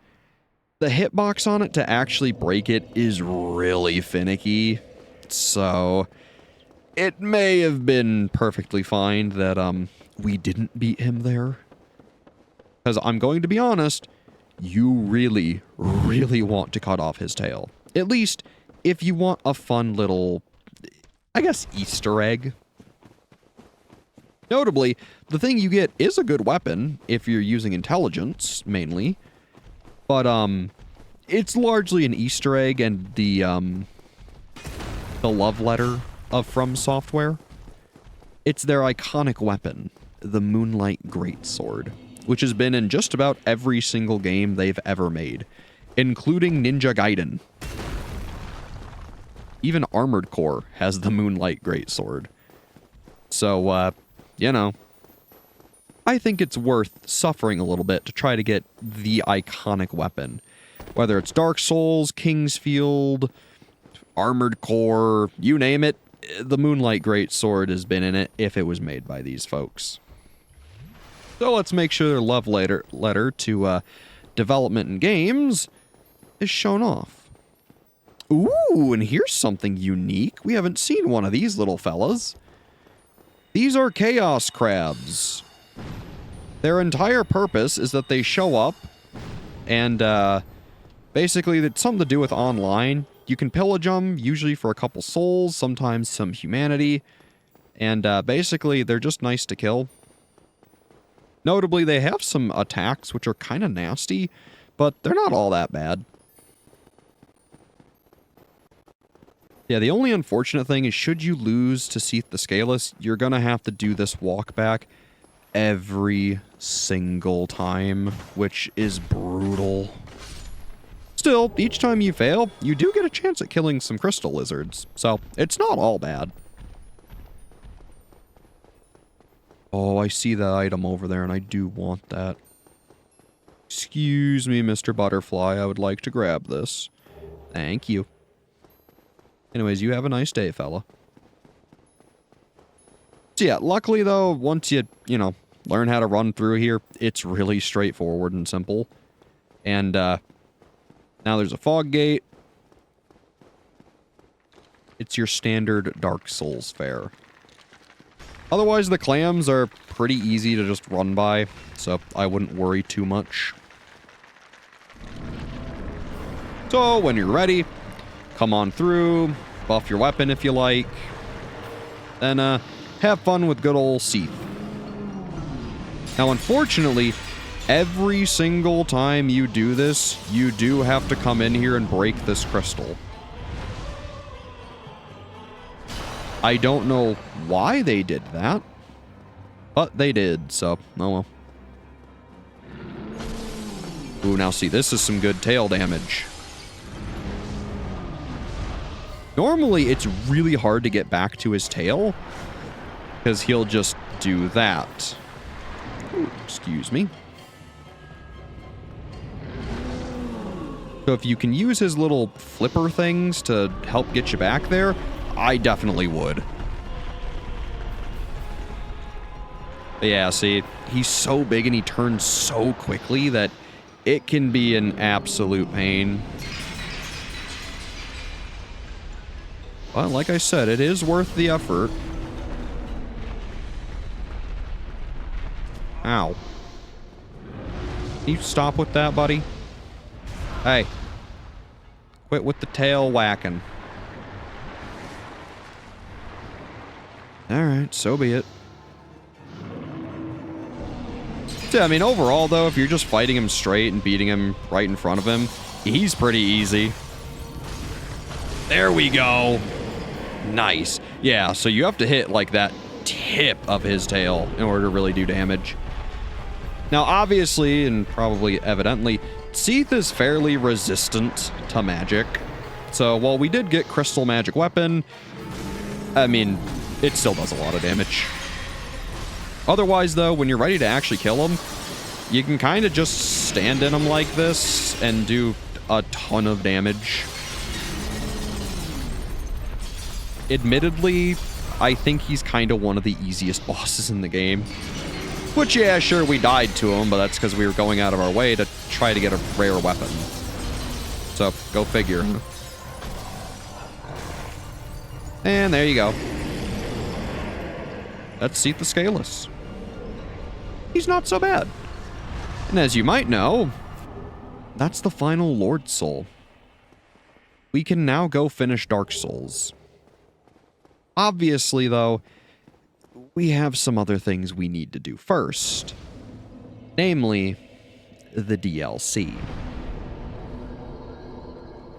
So at this point, I would finish up your build. Make sure you're ready to do what's ahead. Now, frankly, for us, I'm just gonna pump our decks to that, call it good for now, and once we get a little further into the DLC, we'll finish leveling up. But yeah, that's every single Lord Soul. It's not so bad. At least, I don't think so. Otherwise, I think at this point, I'm gonna quick pause and see if I can figure out why the Crystal Golem never showed up. So, once I figure that out, I'll, be right back. Well, basically, I realized I'm stupid. So earlier in the game, when we went to Lost Izalith and found Siegmeyer after helping him in Blighttown, giving him moss, I forgot that that's actually a cutoff point of his quest. After you give him the moss, you then need to go to the Duke's archives, find the golem, free his daughter from the crystal, come back here to Firelink, and talk to her. After you've done that, then you go down to Izalith, allow him to fight all of those nasty Chaos Eaters, which are what those big toothy tentacle monsters are called, let him survive with 50% HP, and then he will head to the giant tree, known as Ash Lake. Ultimately, I oopsied, and because we beat them all ourselves and didn't let him fight them, he claimed he's too weak. Which, by doing that, you successfully finish his questline and he actually survives. Should you not do that, he will die, though you will get a notably better reward from him, namely a Titanite slab. So overall, that was, my oopsies. I kind of forgot that that was the thing, so, technically, we did finish a side quest, I just, didn't finish it the way I meant to. The way we did it, we never get to show off Sieglind, who is his daughter. Like I said, there's supposed to be a gold crystal golem. You kill him, and it frees her. You then talk to her. She asks if you've seen her father. You say yes. She then will find him in Ash Lake after you've helped him in Izalith, namely defeating the Chaos Eaters. And then you can go there, get a Titanite slab from him. Otherwise, hey there, Logan. Who are you? Stay clear of my work. Curses upon you. Huh? Dare you disturb me? Weird. It's us, Logan. What's going on, bud? Who are you? Stay clear. Curses upon. So yeah, as you can see, once you beat Seethe the Scaleless and buy all of his spells, he goes a bit crazy. So now that we've gotten that dialogue, let's rest again. Let's see if he got any better, maybe?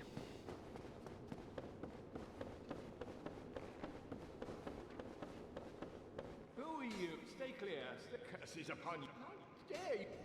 So yeah, he's not exactly in a mood to speak with us. I want to say once you've heard that dialogue, now is when you need to go back and go to Seethe's first boss room, which is admittedly a little weird. This is definitely one of those things that I feel like no one would have known to do had it not been for strategy guides. So, thank goodness for strategy guides. We appreciate them. So let's head on up.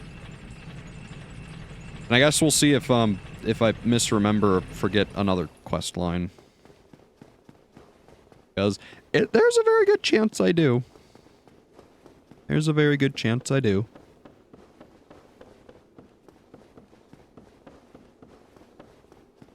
But I guess that's one of the fun things about Dark Souls. It's so open-ended and there's so many different outcomes to so many different things that who knows, like, all the things that you could do in one playthrough. Even I mess things up, and I've played this game hundreds of times. Ooh. Very large magic ember. So I believe once you receive that from the chest, you then want to save and quit. Also, that magic ember allows you to upgrade magic weapons to, I believe, plus 10?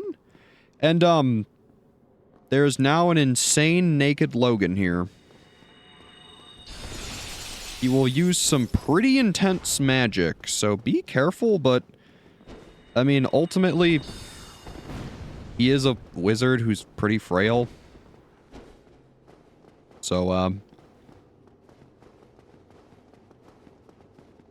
alright, Grandpa, it's time to get you to bed. There we go. Logan, I mean, I know you've gone insane, but, I mean, come on, man, that's kind of sad. Still, for beating him, you receive White Dragon Breath, which is, you know, Seethe's attack, but it's also a big reference to, Kingsfield, which is kind of cool.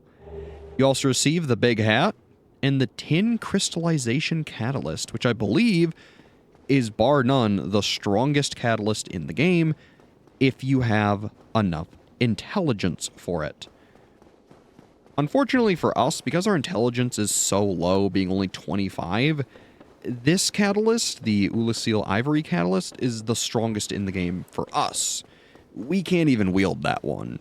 I think it's at, I want to say 50 intelligence that thing becomes the best. I might be wrong on the numbers, but point is, it's really good. So, make sure you do that. Also, you know, for killing Logan, you get his big goofy hat. So, that's fun. It's not exactly a great piece of armor, and it's kind of heavy. But it is funny, big, and goofy. So if you want a big, goofy hat, then, that's how to do it. Is it useful? No, not really. But, like, you know, if you want that genuine wizard look, that's, the best way to do it. Also, at this point, there's another strange thing that's occurred. Because we've progressed so far in the game, another NPC we met, who we never really interacted with beyond the first time we met her, should also have died at this point, and we should be able to go get her outfit. If you remember Witch Beatrice, she actually ends up dying somehow. I don't remember the trigger, but by this point in the game, she should be dead. And we can actually go get her armor. So I guess let's go do that and go give all these lovely smithing materials to our favorite sorcerer behind bars. Admittedly, I kind of forgot he was down here too. So don't feel so bad. Also, to whoever puts their messages in front of interactables like this, I hate you personally. Because you make it nigh impossible to get the right thing you want. So don't be a dick and do this. But I mean, granted, that's probably the exact reason they do that, is they hate you. So I don't know. Be nice to people. At least ideally. Obviously, don't be nice to people who don't deserve it, but, you know, they haven't done anything bad to you. Why be mean to them? Anyways, hey, guy. Hey, hang on. That's a sorcery ember, isn't it? Yes, it certainly is. First I've seen since my banishment from Vinheim. What do you say, friend? Mind giving that to me? This is no man's land. I'm the only one who could handle it anyway. Sure, why not? Yes, as you should. I won't disappoint you. I'm taskless no longer. So yeah, he can now make, big magic thing. Come back soon. Smithing helps soothe my nerves. Don't let me wither away out of idleness. Otherwise, we have clearly some other embers to give him. Hey, hang on. Is that a sorcery ember? I've never seen one like that. Not even back in Vinheim. What a brilliant flame.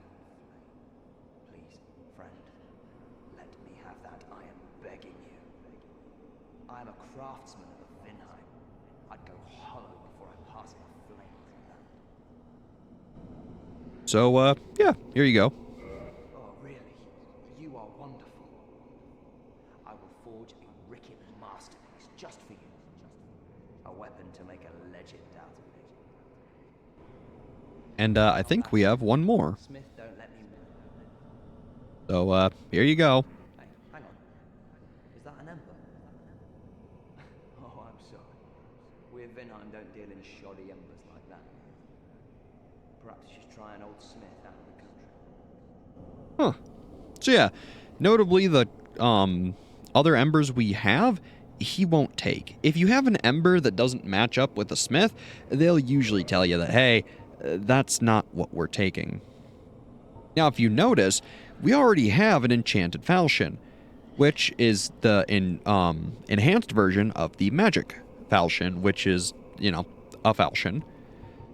So the whole upgrade tree is a little complicated, but basically this first one makes the weapon magic, which I believe doesn't scale with intelligence. It's just a flat magic. Otherwise, this one scales with intelligence, and then this one is the +10 version. I think. It's been a little minute since I've ever used these. I don't use them all that often, if you can't tell. I like my weapon buffs. So, still, thanks, pal. Come back soon. Smithing helps. Don't let him win.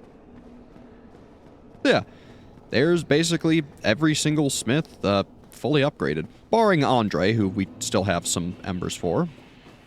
Yeah. Out here, there's a corpse now. Which gives you the witch gear and Beatrice's catalyst. So yeah, I don't remember the exact trigger for that showing up. It might be even after placing the Lord Vessel. But heck if I know. I always just grab it toward the end of the game because it never is something I care about. But if you want to look like Beatrice way back when we fought the Moonlight Butterfly, that's how you do it. Otherwise, here's another thing I've not done for a very long time. This big dragon who's guarding all these items. You might have been wondering, what the heck does he have that's so good that, you know, I would recommend not fighting this guy that early in the game for? Well, admittedly, I don't think it's anything all that impressive. But, may as well show it. Ow. Yeah, he does a lot of damage, even for the, you know, how far in the game we are right now. Early on, this guy would one-shot you easily. Still, now he's, not that hard. And he gives you a dragon scale. But for doing that, you get Astora's Straight Sword and the Dragon Crest Shield. Astora's Straight Sword is the sword that Oscar of Astora, the guy who helped us out at the Demon Asylum at the beginning of the game, was wielding. So if you want the full quote-unquote Astora set, you would wield that. The, I think it's the Tree Shield? Tree Crest Shield that he dropped, and the Elite Knight gear. So if you want to look just like the intro character, there you go. Notably, you can grab the sword and shield super early in the game if you have the master key, obviously. But if you do that, you'll awaken the dragon, and it makes going back and forth there a huge pain. So if you want to avoid that, just don't grab those. You can grab the soul that's between his toes, but don't grab the equipment. It's also why I waited so long to do that, because I figured once we went and got Beatrice's gear after all this, we could just grab it then. Otherwise, we do have some other embers to give out to smiths. So, let's go do that, shall we? I want to say we actually have 2 embers right now. Namely, I believe we have the crystal one and the occult one. Oh yeah, and the chaos flame, of course. So yeah, crystal, chaos, and dark. So let's go find the respective smiths for these. One, obviously, is Andre of Astora. We know where he is, and he's easy to get to. Obviously, our good old skeleton pal is right down in the catacombs, who, unfortunately, he doesn't really have a phenomenal way to get to him. At least, I don't think he does. There might be a warp, I don't remember. Show me that ember of yours. Well, I've never heard of a black ember. How about leaving that ember with me? I find it strangely fascinating. Sure. Yes. Well, thank you. This ember really is something special. I'm already under its spell.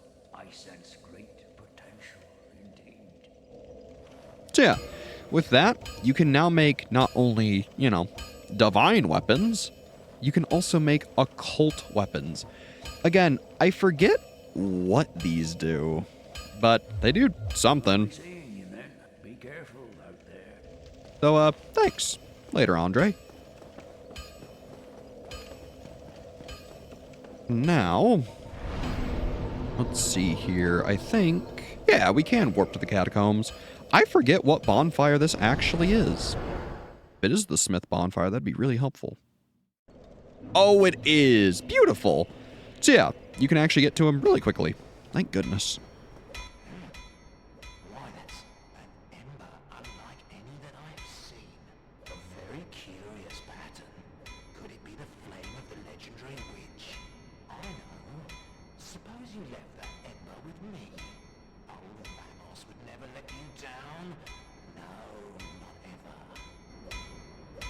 here you go.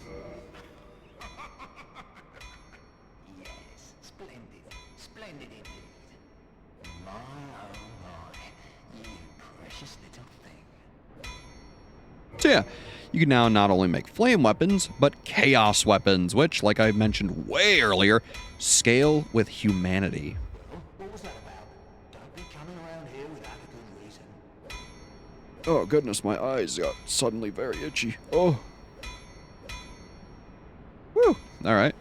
It's allergy season, and let me tell you, they are brutal this time of year. Oh goodness. Still, once we're done with that, I believe we actually want to go back to the Chamber of the Princess, because I believe the Crystal Ember is for the Giant Smith of all people. Which is weird. You would think the crystal stuff would be for, you know, the magic guy, seeing as all the crystal stuff is magic related, but I guess not. Kinda weird. But luckily for us, he's just, you know, a skip, hop, and a jump away, and now that we've dispelled the illusion and all the guards, it's, admittedly eerie, but easy to get there. So yeah, it gets rid of a whole lot of enemies, which is kind of nice. I've never admittedly checked all the way over there back where we met Solaire, but, you know, it at least makes this run easier, so that's cool.